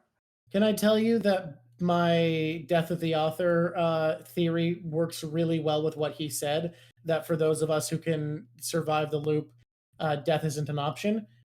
Because I'm starting to realize that if I'm right, the death of the series is the only thing that can kill Andy. Yeah, but I have saved a photograph. Let's see if I saved it in a way that I could find it quickly. Photograph? Have you ever seen a photograph? Look at this photograph. And some graphs. You're the worst. Him, I don't know. Are you the worst? Somehow.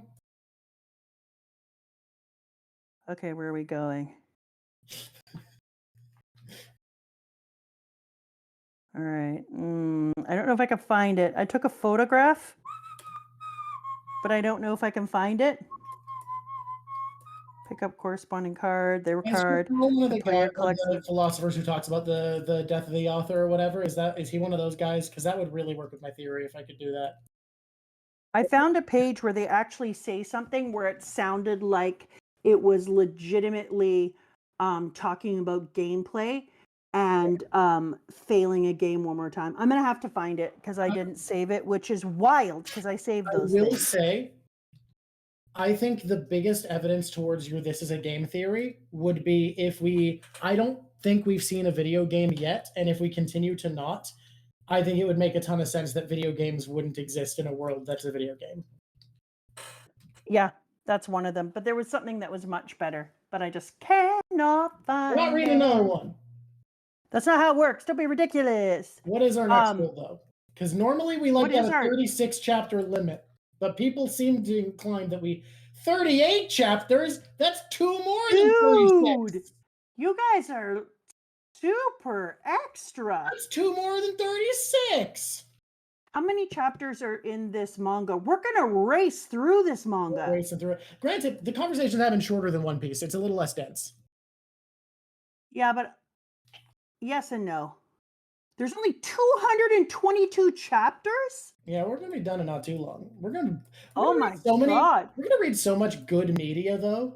Doing this. You know what series. I love about this? And let me just say, like, I'm deadly serious. I can't wait for the day that we say have 4 really good manga under our belt and we get to read them every week and do a stream where we do like Yes. all 4. Mm-hmm. Slightly shorter than One Piece. Yeah, Jackie. Oh, Jackie, have you read One Piece? Yeah. Have you read One Piece? It's this little series about a pirate. It's tiny. All that happens is pirates run around. Pirates run around so much. So Don't you think it would be fun to do like ever.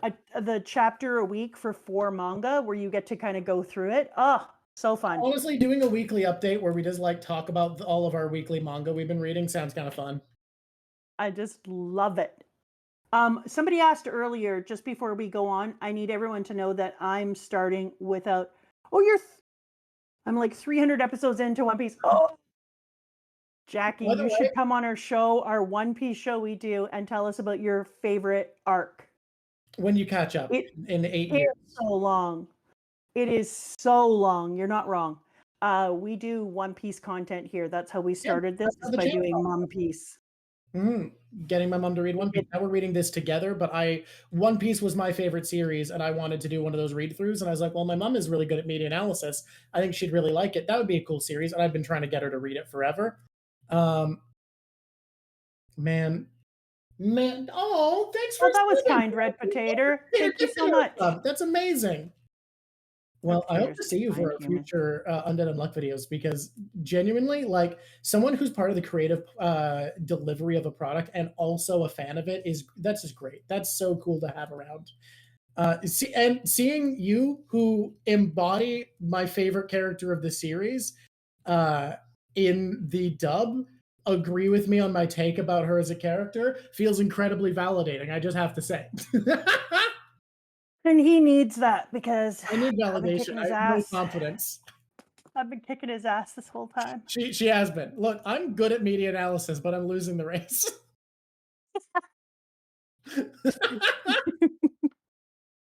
Okay, so I'm super Although- trying to figure out what their soul connects to, because there's got to be more than just not dying. I was thinking about this this morning when I was finishing up reading. There's got to be more reason that you make it through the loop than just not dying, right? So what connects you so that you stay in the story? It has to be some sort of weird soul link. We know for, what is her name? It's not Juice. What the hell is it? Is Juiz or Jua? I'm not supposed to. How y'all expect me to pronounce Portuguese? It's juice. They keep writing it as if that makes sense. It's Portuguese, guys. I can't read Portuguese. Juiz. All right. That So, sounds French. she has to actually ride a thing to move her okay, to move her through time, so that she makes it. Whereas apparently, creepy kill Fuuko dude and Andy make it through time and make all the loops without having to worry. I wonder So who this how- dude is. My first thought was God for sure, but I kind of hope not. I want that to No, take. it's not. It's not God. It's not God. Somebody spoiled that. So, Okay, good. so then they must have some weird ass soul connection, something that keeps their soul alive and stagnant inside of the loop that allows them to be rebirthed or just put back into it. Maybe Same the tattoo them. has something to do with that. Pardon? Maybe the tattoo has something to do with that, because this guy's also got sick tats. The tattoo definitely does. Because remember, I said I thought that the tattoo was connected to Andy's soul. I still do, And chat because that's why it does. freaked out. Did they? Okay, you didn't. Because You're pretty right about that. I'm pretty sure, because I've seen comments in chat freaking out about that one. okay, so it has to be, because that's the only way that it would stay on him. Otherwise, you would chop his arm off, blow him up, or whatever the hell you did to him, and the frickin' tattoo would be gone. So that guy has a tattoo as well, right in the middle of his chest, which was so reminiscent of the tattoo in It looks like a inside of One Piece. Yeah. Didn't you think? It does look like a Sun Pirates tattoo. It also, by the way, continues to boil into this author having similar visual sensibilities to me because I don't know if you noticed how many characters as a kid I designed that had like big sun symbology on their chest. 100 million. I love a big sun symbol slapped on. And then he stabs right through her chest. Yep, they're right in the exact same spot. Yep. So the tattoos have to be connected to their soul. It has to be one of the ways that they go. So how are those souls held then, so that they make them through the loop? Do you know what I mean? Like your soul can be the thing that is linked and allows you to come back again, but how do you hold that? What kind of container are you in, or whatever, so that you don't go away when the loop changes over? Oh no, we're going long. I'm fine with that. I need to do this art. I will finish this. I fucking will. Drawk, focus back into the question. What kind of container art brain? What kind of container holds the soul? I think they just show up. I honestly think he just floats around space until Earth gets rebuilt. I disagree. I don't think Andy just floats around. I don't think stupid sun tattoo guy does either. And what's on his neck? Is that also a tattoo? I don't know enough about him to have a thought. Is that a tattoo on his neck as well? He has a scar over his eye? And what is he holding to kill her with? What the hell is that? What does that look like? Some sort of weird knife that is part of his body, almost like, oh, that's part of his hand. His hand is blended into it. Yeah, his knife is part of his hand for sure. Or his hand is conjuring shadows. Like his hand becomes the shape of the knife and he killed her with it. Now, is he a weird human or is he a negator? This shit is getting crazy. Why has he got a sun on him? Is he the sun? Was the sun in the sky before Fuuko drew it with the stars there?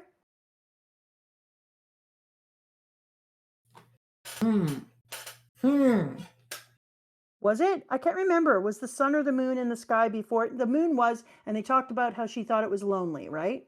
Yeah, the moon was, and she thought it was lonely, so she drew stars with it. Oh God, that means something. Fucking hell. That's what I'm trying to tell you. I know. Focus in, man. I've said it means something before, though. So is Andy the moon, and this dude is the sun? Explain yourself further. Okay, so is Andy's soul attachment to the thing in the sky that is the moon, and this guy's soul attachment is to the thing in the sky that is the sun? Because clearly science doesn't work in the way that it works everywhere else. No, it's not our world science for sure. Yeah, and if you look at them, I mean, right now they're light and dark because one is dark and one is light, but Andy's sub-character is also dark, and the moon goes through phases of very, very dark to light. And how much time Andy would spend in light or darkness. Is he a quarter moon? More his dark side is out than his light side. So the moon could be both dark and light, whereas the other dude, but the dude is light right now, or dark right now, which is weird. So I don't know. There's something though. And there's something. So if they're floating in the sky or they're doing whatever, they're connected to something. Read one more chapter for funnies. Tells me that in the next chapter, we're going to find some shit out. We will read on our own time. I feel like this can't just become a stream where we binge read a bunch of... Oh, that does sound like a fun stream to do, though. Just binge a bunch of reading? Yeah. Oh, I kind of want to read. What is making them unable to die? I mean, undead that's pretty clear. This guy, I don't know. It's almost like they're constants. Like they are a debug option that need to go through loop after loop for it to function. Like there's weird code attached to them or something. Yes, code, exactly. Like, I don't know, a video game. Yeah, I've been thinking about this. Another video game evidence you could point to is the pixelation of memories in Andy's little flashback there. Yes. Especially if he's important for debug reasons. And those could be chapters within the video game. And levels that you have to go through. I could also make the card a memory card. I don't know. It could. And you're blocking the memory of them. Okay. There's options. There's stuff you could do. This dude wrecked everything. Let's read the next one. What? You want to... What? He just spoiled the entire rebirth. Like, I was like, there's going to be a rebirth, and this dude comes along and took a giant gorilla dump on it. He killed our favorite human. Come on. Mountains, like little mountains that lift up and out of it. I think so. Do you want me to read it while you draw? No, because then I won't see what's happening. That's a good point. I guess you better help. I'll even take the shitty first page. Give me a second here. You keep pulling me out of the zone, woman. All right. Oh, God, this looks Pulling me out of the zone, woman. All right. We'll read one more chapter. Then we'll do plugs, okay? Deal. High fives all around for everybody. Okay, are we ready? This isn't a shitty first page. Here we go. Yeah. She hasn't got a pulse. Fuuko. The wound is too deep. We don't have time to return to the base. Fuuko! You're even more distraught than I thought you'd be. What the hell? I definitely killed him. Andy! Why'd you attack Fuuko? You sure are dense. Isn't it obvious? Because you like her. Don't you see it's useless? Oh, I don't like him. I'm unruined. See, he is. He wrecked everything. I'm unruined, immortal, you see. None of you negators, unloved by God, will be able to ruin my dreams. So long. She's losing too much blood. If she doesn't get a blood transfusion, artificial heart, she's a goner. If we get back to the base, we can. There's no time. Damn it, we're the same blood type. Nico, attach my veins to Fuuko's. Got it. Oh my God. That's pretty fucking baller. Fuuko, don't you die on me. Master Shen, what about Feng's time-controlling artifact? No, it won't work. He said it likely can't be used for 100 years since it reverted 100 years worth of time. Then we can use a game of death like with you, Master Shin. The target has to be cognizant when they're killed to use that, and Fuuko's unconscious. It won't work. We still have a way. The quest reward. Reward? For the season's quest, you mean? Yes. Certain rule that I've experienced in a previous loop. When that rule takes effect, the rules of death will change. There's no time to go into details, but right now in this world, a living being's physical body ceases to function, equates to their death. At this rate, Fuuko will meet that condition and die. But if she makes it to when the new rule is added to the world, there will still be hope for her. Please believe me and put Fuuko's life in my hands. That is the only way that Fuuko can live. What the hell? Hey, heads up, curly top. Question marks. Billy, I owe you one. Just repaying the favor. There's an emergency. They're all allowed through. Hold Fuuko and sit. Don't let her go by any means. Juiz, do you know what you're doing? The new rules gets added on January 1st. That's a week away. There's no way Fuuko's body will last till then. In that case, we'll just have to skip time. Hey, you know Luna. how you talk about Andy being the moon? I don't think Andy might. Oh, we're talking directly to a moon. Andy might maybe So I not may be be the moon, wrong maybe. about Andy being the moon, but on the other hand, Luna exists as a character. Wait a minute. You're not wrong about Andy being the moon. If it can send someone forward in time. Oh. Luna, let's make a deal. I'll transfer all of my points over to these two. Points feels like game. I'm not going to say it don't feel like a game. That'd be In crazy. exchange, send them both a week ahead to the day of the quest results. What in the hell is she talking about? This will prevent me from looping. It's a deal that would work in your favor.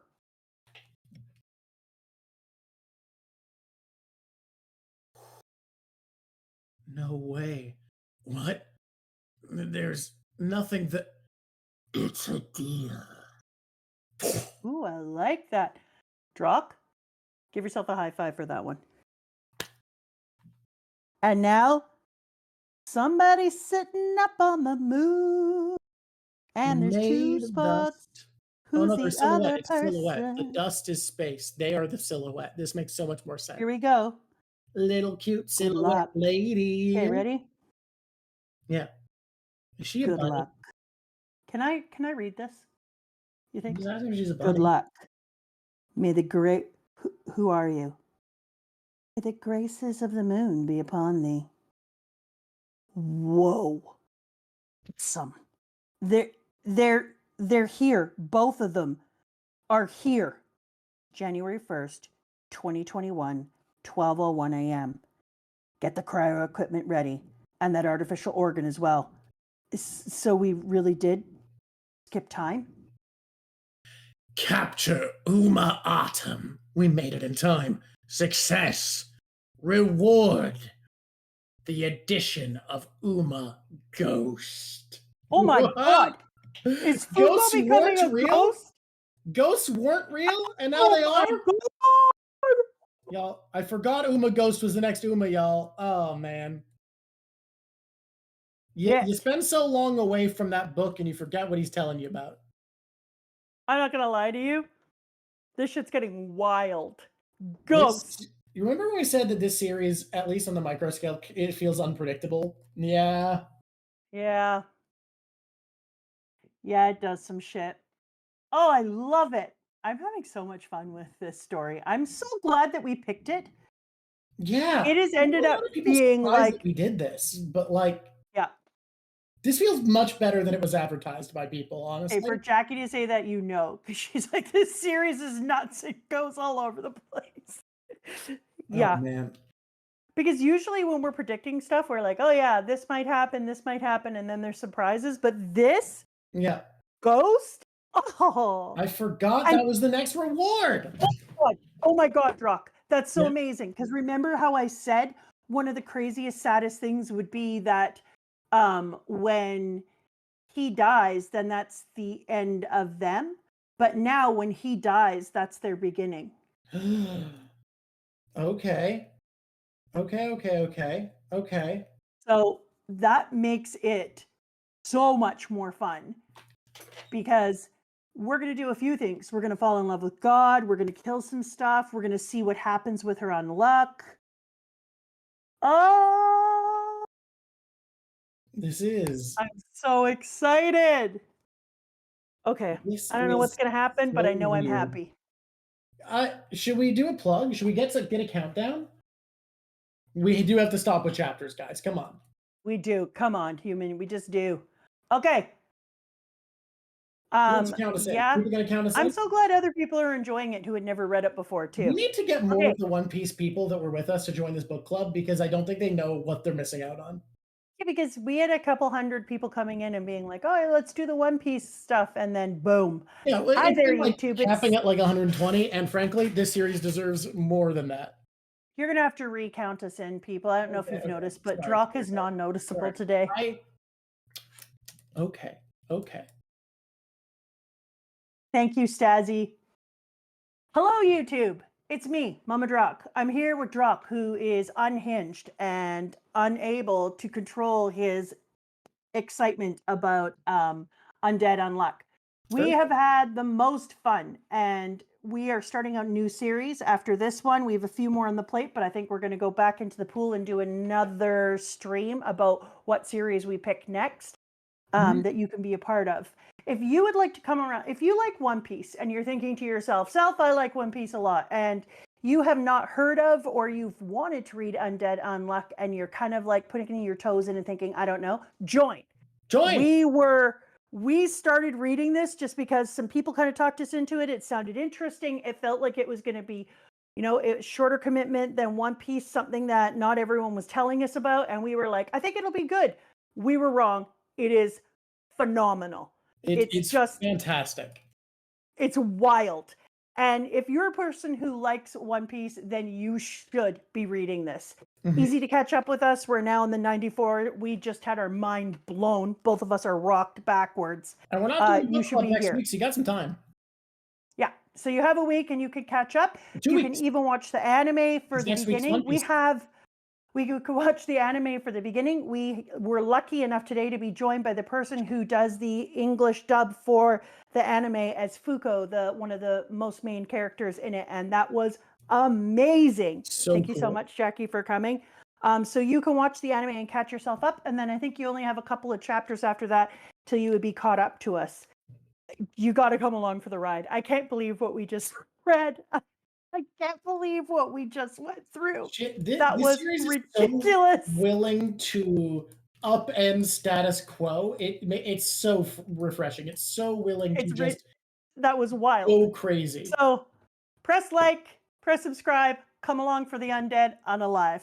Look forward to seeing you then. Wait, up on the did you stream. just make that up on the spot? Yeah, I did. That deserves props. Internet high five to you. Fuck, that's rad. Thank you. Internet high five to you back. The editors just put our address up there. If you want to send us a postcard or letter or whatever from wherever you live, we would love to read your stuff out loud. Consider becoming a Patreon. That's who feeds the editors who rock it out. The editors who just put stuff up on there. We have just added a star.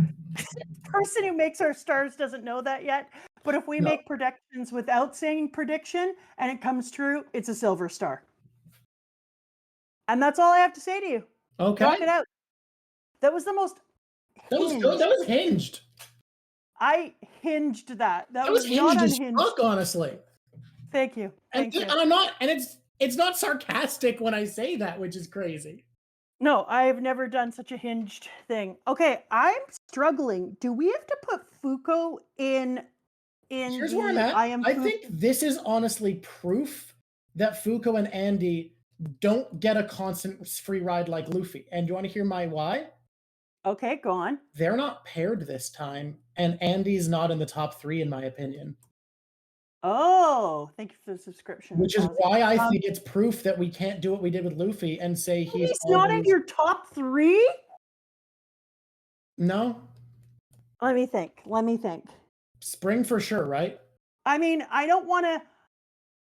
Spoiler alert, my number 1 is Fuuko. No, of course. Fucking, how can we not? She win. He might be 3. Top he 5 might be characters. 3, actually. Number 1 is Fuuko. Fang is not number 2. No. So Spring is 2. We agree, right? Yes, Spring is number 2. Okay, so Andy might be top 3, but I think that disparity is enough to kind of prove that, like, no, Andy and Fuuko shouldn't get a free ride. Let's go to the squishies because it's a hard call. So, as you know, Luffy isn't allowed to be in the top 5 because Luffy is always great and amazing, so he gets to be in the tier. Yeah. He kept being like top 1 or 2 like every arc. S+, all the way down. And that's what we wondered if, I'm telling this mostly for new people who are just coming to our streams for the first time who haven't got to see it. We have a couple. We our One Piece thing. We have a strategy. Yeah, so we pulled Luffy out because we found like he was always in the top 5, always. And then we would just give him a ranking instead, a tiered ranking. So we were wondering if Fuuko and Andy are too cool to be allowed to be in the top 5 and if they should be pulled out and get a ranking. What do you guys think? Do you want to make a thing? Should it just not Andy and Fuuko? I think it would be just Fuuko, honestly. You think you would just pull out Fuuko? You would separate Andy and Fuuko? At this point, I don't think Andy's. I fully disagree. I think until they are both regularly at like the very top, I feel like we keep them in it. Well, I'm pulling out Fuuko for sure. But maybe if we bring them out, we can give them a ranking as a pair and then talk about which one carried the team. I would agree. I like that actually because they are. Fuuko is always in the top, so she can't be there. Oh my god, who just gifted that many subs? I don't know. It went up. Scroll up. Thank you, Icy Knives. Look, Fuuko can be as dead as she wants and still be on top 5. She's gonna be around. She's gonna be ghosted. Okay, I love your idea also because it makes it more interesting. Yeah. Okay, so I think we can pull them out and just say this week they are an S tier and Fuuko carried the team. This week, Fuuko is an S+ tier. Fair enough. Like, you can't possibly call that babe S. She killed it in a whole new way. She walked in unarmored. I can't say that enough because this group this group is so big on like artifacts and weaponry and armor, and she was just like, I'm gonna walk up with my clothes. Oh my god, it actually And makes so- Unbreakable more interesting. That Unbreakable is a coward in invincible armor being inspired by a woman whose only weapon is likability. That's all she's bringing to the fucking table. Yes! Walking into danger, Yes! inspiring Unbreakable to, look, chat, I know how you are. You see big lady with big muscles who's all Thank cute you, and shy. Antonis. I know you're all about her. I'm aware. Kind of being a little bitch and needed to be shown up by Fuuko, the baddest bitch around. Fuuko. Okay. Fuuko is S+. If Andy is being pulled, they don't think that Andy should be pulled. But if we're pulling Andy, what would you put him at? I'd give him, keep in mind, he does pull her out. He goes He to does the a lot. moon, but I'd give that's him an not A his this thing. time. I think He he's has a very faith in important. Fuuko. Yeah, he's a very important character here. I think I'd give him an A. I would give him an A. I would absolutely give him an A. Okay. Let's pull Andy out. He gets an A, but Fuuko is S+. Way to go, Fuuko. Killing it this week. Absolutely nailing it right across the board. Congratulations on being a ghost. I don't know what the fuck that means, but I can't wait to find out. I mean, did they put her soul back in her body? They did an artificial organ, so clearly they have a plan. Or does she spend some time as a ghost? Is she going to come back from being a ghost? If they become ghosts now, at least we know there's a possibility of her eventually being in a place. Because somebody did ask the question and they popped off with it, and I don't know if it was a spoiler or not, but they literally said if she learns to love herself the way that she loves others, will her unluck affect her? Oh, that's tragic. Yeah, that is tragic. Oh, Fuuko kicks fucking ass. I'm in love with this character, and like it took me a little while to love Luffy. Did I love Luffy by not at first? chapter At first, early on, you were like, I don't know, I'm not feeling him. He's kind of rude. Like it took you a bit to understand, and I was like, you'll love him, and you were like, we'll see. And then by like, I think it was by Whiskey Peak, not Whiskey Peak, by Drum Island. No, I hated Whiskey Peak. Yeah, by Drum Island, you were like, he's incredible. Like you loved him at Arlong Park, and you were like, oh my god, no, I understand what you mean by Drum Island. Becky just used awesome words. An external targeting type. It won't affect her. Oh, true. That makes a good point. It's an interesting. I forgot there's those rules. You know what? But I've decided that Fuuko is hands down my favorite character in this series. For now, Andy and I don't expect has had some cringy moments, but I still love him. I love him. He's fantastic, and I'm glad this series is about Fuuko and he's the supporting character. Which again, it didn't feel like it was going to start that way. It felt like we met Fuuko so that we could meet Andy at first. Yeah. You know what I mean? It felt like, I know this won't mean anything to you, but it felt like Fairy Tail to me, where Fairy Tail starts you with cute girl protagonist and is like, oh, it's gonna be about, no, she's just here so we can meet Natsu. That's all. That's her job. It really did feel like that's where we were going, though, that it was like, oh, here's Fuuko, and now you get to meet Andy. He doesn't die. And instead, nope, baby, not at all. Fuuko is like top tier. She's such a good protagonist. I saw people saying that it's the only protagonist to them that rivals Luffy. And I feel like, look, let's not compare bad bitches, but also, I get it. She's so intrinsic to the series. Because One Piece is so much about its world, I feel like the best you can get with Luffy is that he is thematically perfect for One Piece.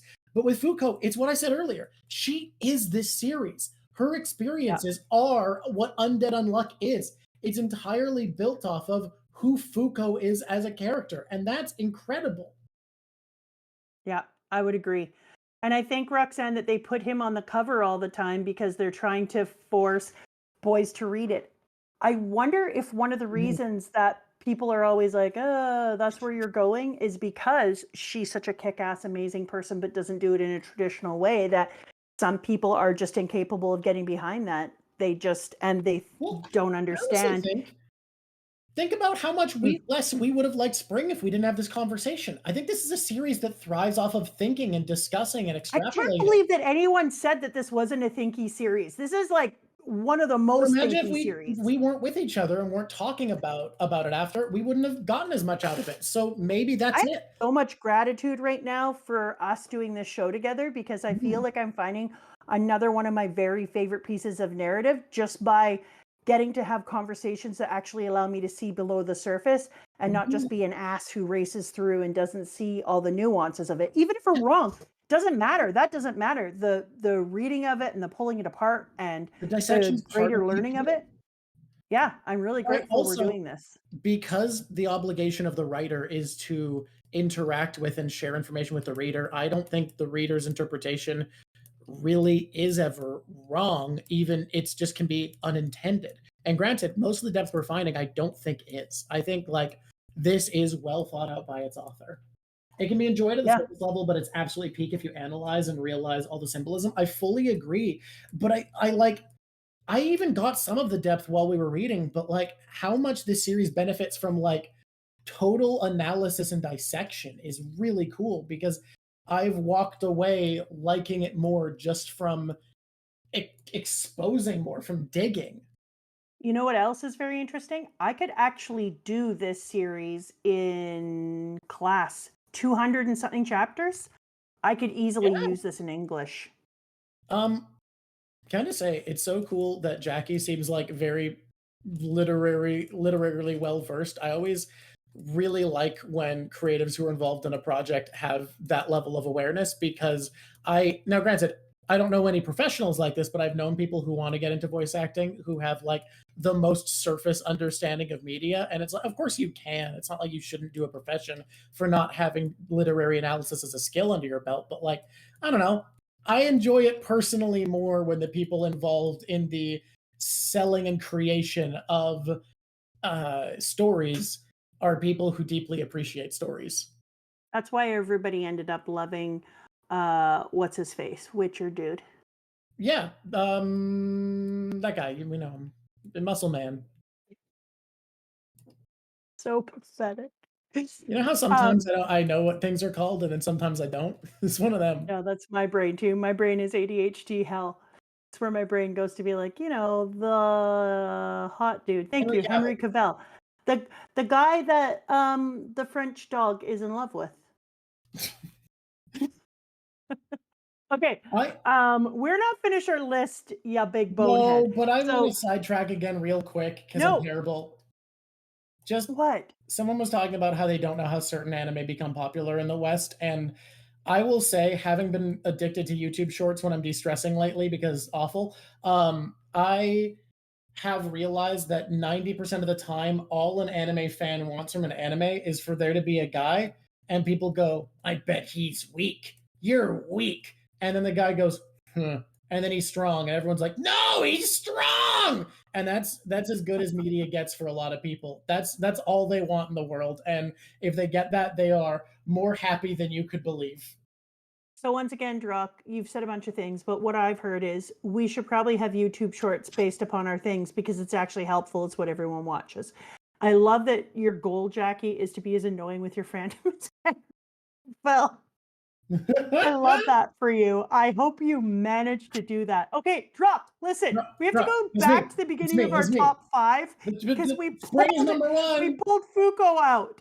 We did. So now number 1 is Spring. And now number 2. Spring, nigh the springy guy. Number 2. This is tough, isn't it? This one is hard. Oh shit! Number 2. I'm not feeling. Let's go through characters in this. I'm not feeling Rip. Rip in this, he's not a top 5 boy for me. No, he was kind of sideways. Juiz. I loved Mew. Remember, Mew was early. In summer, I was thinking Mew is somewhere up there. Like how do I feel about slotting her at number 3? I have faith we'll find a better number 2. No, I don't think she's 3 for me. 4? She's like a 5. A 5. Okay, you know what? I'll respect it. Let's do it. Shen's fine. I like Shen. Billy would be a 3 for me. I think Billy had an important lesson to learn this arc, yeah. Yeah, he did. And so I think that I could see him being a 3. I think Billy is number 3 is perfectly fair. Okay. Shenmue combo? No. No, they're Mew was really cool, and Shen was okay. I feel like aren't liking Shen as much as a lot of people in chat do. Like a lot of people have But a you lot know of what? love for him. I think now that he's a bead, I'm gonna like him more.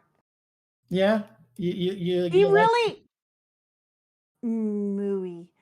He really needed to learn a lesson. Like he used Mooey's good intentions and love. it's so hard to find a He battle. didn't know necessarily that he was doing it, but I think it's going to be better for him to be under her control for a while. I'm really enjoying that for him. Damn, get owned, bud. You know who won't be there? It's Fang. I don't like that boy. Fang, not on our list. Okay, I don't know what to do. Shen apparently is going to do some shit in the future, though. So that's good to know. I like that. And apparently, so is our little bunny, because everyone is like, a I goo don't think rock. Bunny's gonna mean that much. I think some people just think she's cute right away, and I'm like, It can't be that. There's no way that people are like, oh, I Yeah, love this. you know I what? said I don't like a goo, and everyone went nuts. Have you noticed that Raph's Revenge has a very good argument about Fang? What is it? He's strong. Gross. No, thank you. It's funny. Okay. Oh, I know who should be a pair. Unmove and Unstoppable or whatever. Unmove and Top. Yeah. Top. They feel like a 4 to me. They feel like a 4 to me too.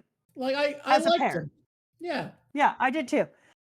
Damn, why are we struggling? Because we got rid of the two of our favorite characters. They're no longer here. Okay, that's rude. We got to be better people. I mean, 2 of the best characters in the series aren't here anymore.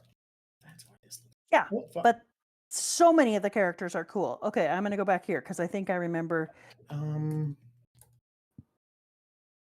Little what's her face doesn't come out. No. Why don't we separate them? I'm gonna put Juiz at 2. I need to argue that. That I just don't. I feel like Okay. 2 is such an honor. 2 is such a spot Okay, of but listen, regard. she isn't in here as much. But remember that she is No. the one who outs I think we've forgotten herself. someone. I think we've forgotten someone. I think What? Ishin should be number 2. Oh shit, you're not wrong. Okay, what do we have then? We have 1, that's Spring. We have 2, Yeah. that's Ishin. That's terrible. I can't believe we forgot. Yeah. We gave 4 to our 2 boys. I think we gave 3 to Billy. Oh, we did. We gave 3 to Billy. And then we gave the 4 to no one? I thought 4 was the 2 boys, 5 was Miwi. Yep, no, that's we fine. did it. I do That's feel not fine. bad We did it. about I do feel bad about Juiz not being in it, and the reason is because she'll probably be in the next one. She literally outs herself, talks directly to the moon, and starts to reveal shit. That's this next part, though. That's not what we just did. Yeah. So I think that she's going to end up being a good top 5 character next time. Next part. Okay, sure. What was your favorite moment in this entire part that we watched? Well, first, I want to that we read. I want to respect a clarification I've been asked for, which is which Ishin, and I say both. Both Ishin, number 2. Both Ishin. Both. Yeah, they share a spot because it's about the legacy. That's what the character had this time around. That's what it was meant to be. Okay, go on. Okay. Yeah, both Ishin. So, favorite moment is really, really interesting here. It wasn't in my favorite part of the story. Okay.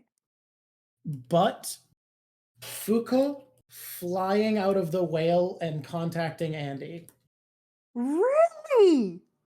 I felt so heartwarmed with that. Because hear me out. Favorite moment to me is different than best. I think if we just list what we think was the best moment here, death of Spring. It's going to be the death of Spring, and that's boring.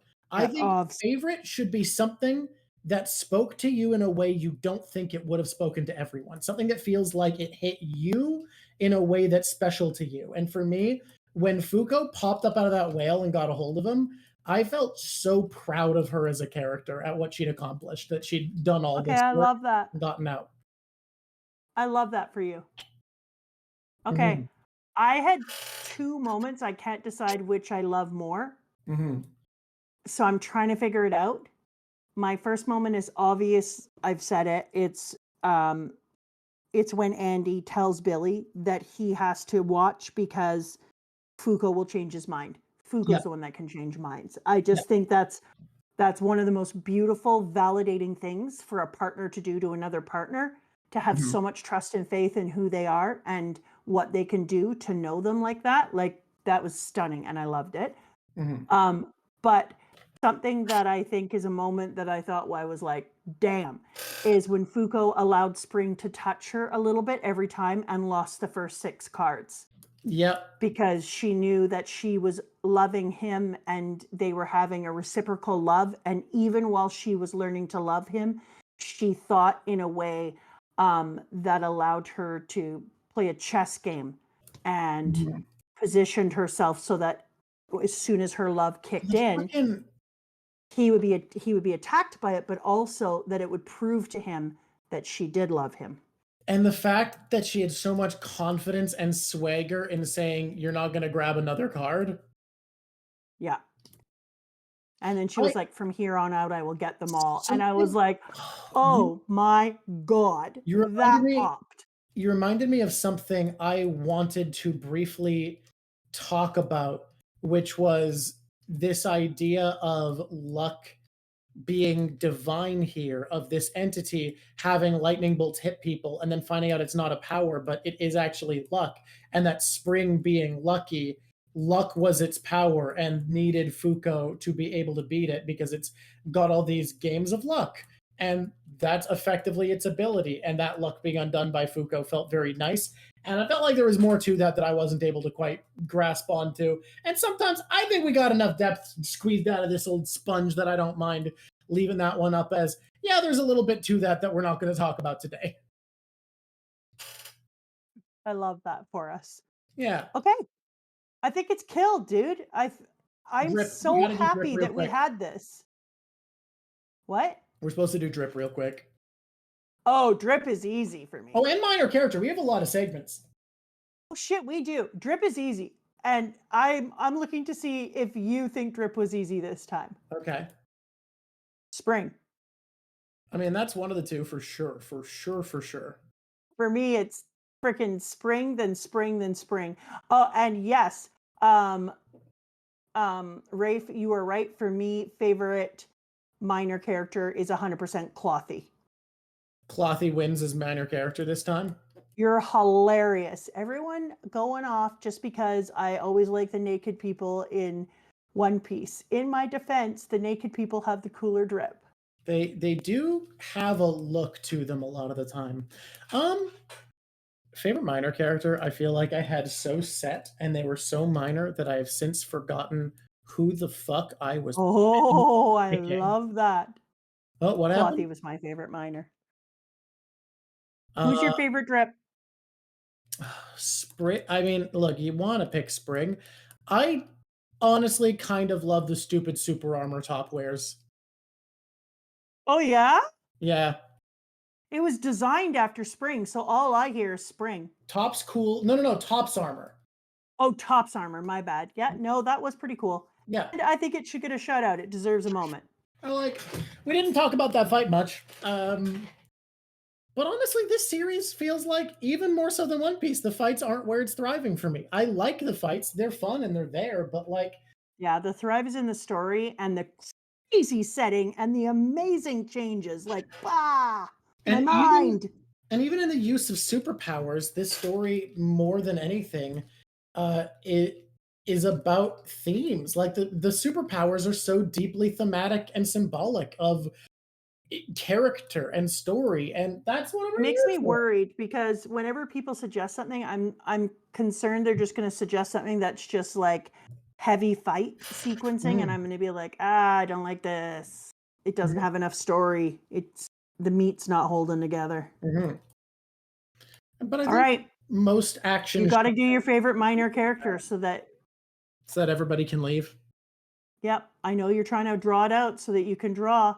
Well, yeah, honestly, yeah, I do need to draw. Sorry, you're going to have to finish and render this on your own. No, it's almost done. If you want, we can use this as the starting place next week and then Don't go worry, into don't the worry, thing. don't worry, don't worry. It's almost done. All right, all I right. need to add a little doggy over here. Pop That's off. the rule. Give me your favorite minor character. Genuinely, I'm trying to remember who I was gonna pick. I am at a loss. Who was it? Who was it? That doesn't count as a minor character. No, no, no. This is all just because you're trying not to have Clothy. It's always Clothy. It's not Clothy. I had someone I It's was the gonna way. pick.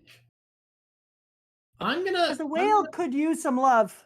The whale we have ignored, and you know what? I don't mind. Whales are whales. It's even. And I say that orcas are literally my favorite animal. Clothy is like the goat. I'm glad Jackie agrees. Yeah, I don't think Unmoved counts as a favorite as a minor character here. He's too big a deal. No. I think Clothy will eventually. I don't understand how you could pick anyone but Clothy, especially since he gave you some. He gave you some cred. No, he gave you some cred this week because he predicted that he was going to become key to a storyline, and then he was. He gave you your first silver star. I remember. Old sword lady. Elderly sword lady. Elderly sword lady. Am I wrong? Is that not her? I'm sorry. Does she? Yusai. Uh-huh. Yes, she rocks. Yeah. Elderly sword lady. I mean, I guess I can't come at you since I did call one of the strongest characters in One Piece Old Peanut. He's not one of the strongest, but he's a cool guy. Strong as ass later on.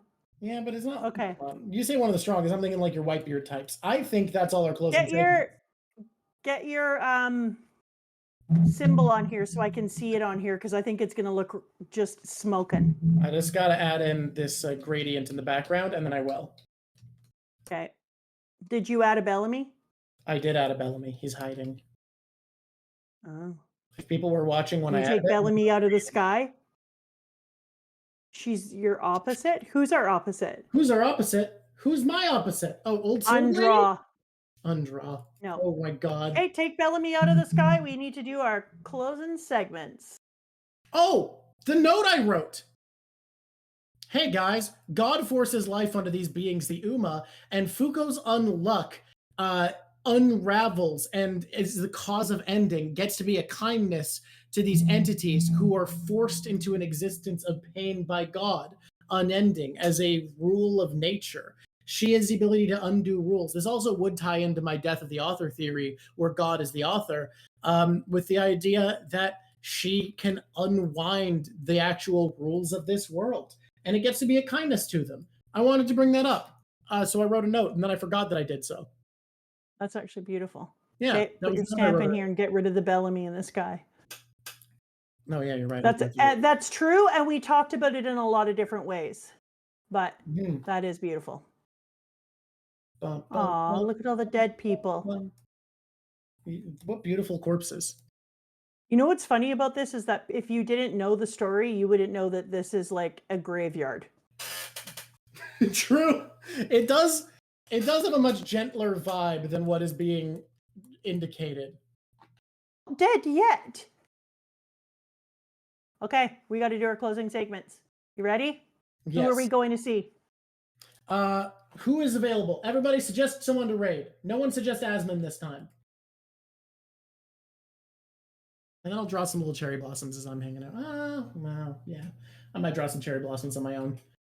Yes, I bit off more than I could chew with this artwork, but doesn't it look great? Wasn't it worth it? I think so. Oak Tea is on, and you love her. Do love Oak Tea. You know what? Fuck it. My monitor's being clumsy. I'm going to just pick Oak Tea. Let's blast her, guys. I do like that Sunday's her biggest day, too, so I'm hitting her with, like, decent sized groups on the days that she's drawing. Got more people already. All right, everybody. We're sending off to Oak Tea. Oak Tea draws pinup ladies who are cute anime girls. She is very nice, and I keep rating her because she's polite and friendly and welcoming, and every time we rate her, she plays a kazoo. Genuinely, that's so much of why I keep rating her. It's very fun to make people play a kazoo. Hey, say the goodbye things. Thank you so much, Jackie. Until next time, everybody. Squish on squishies. Well, what was we were doing the uns, remember? Oh, go on. Yeah. I've been unfiltered. I've been unhinged.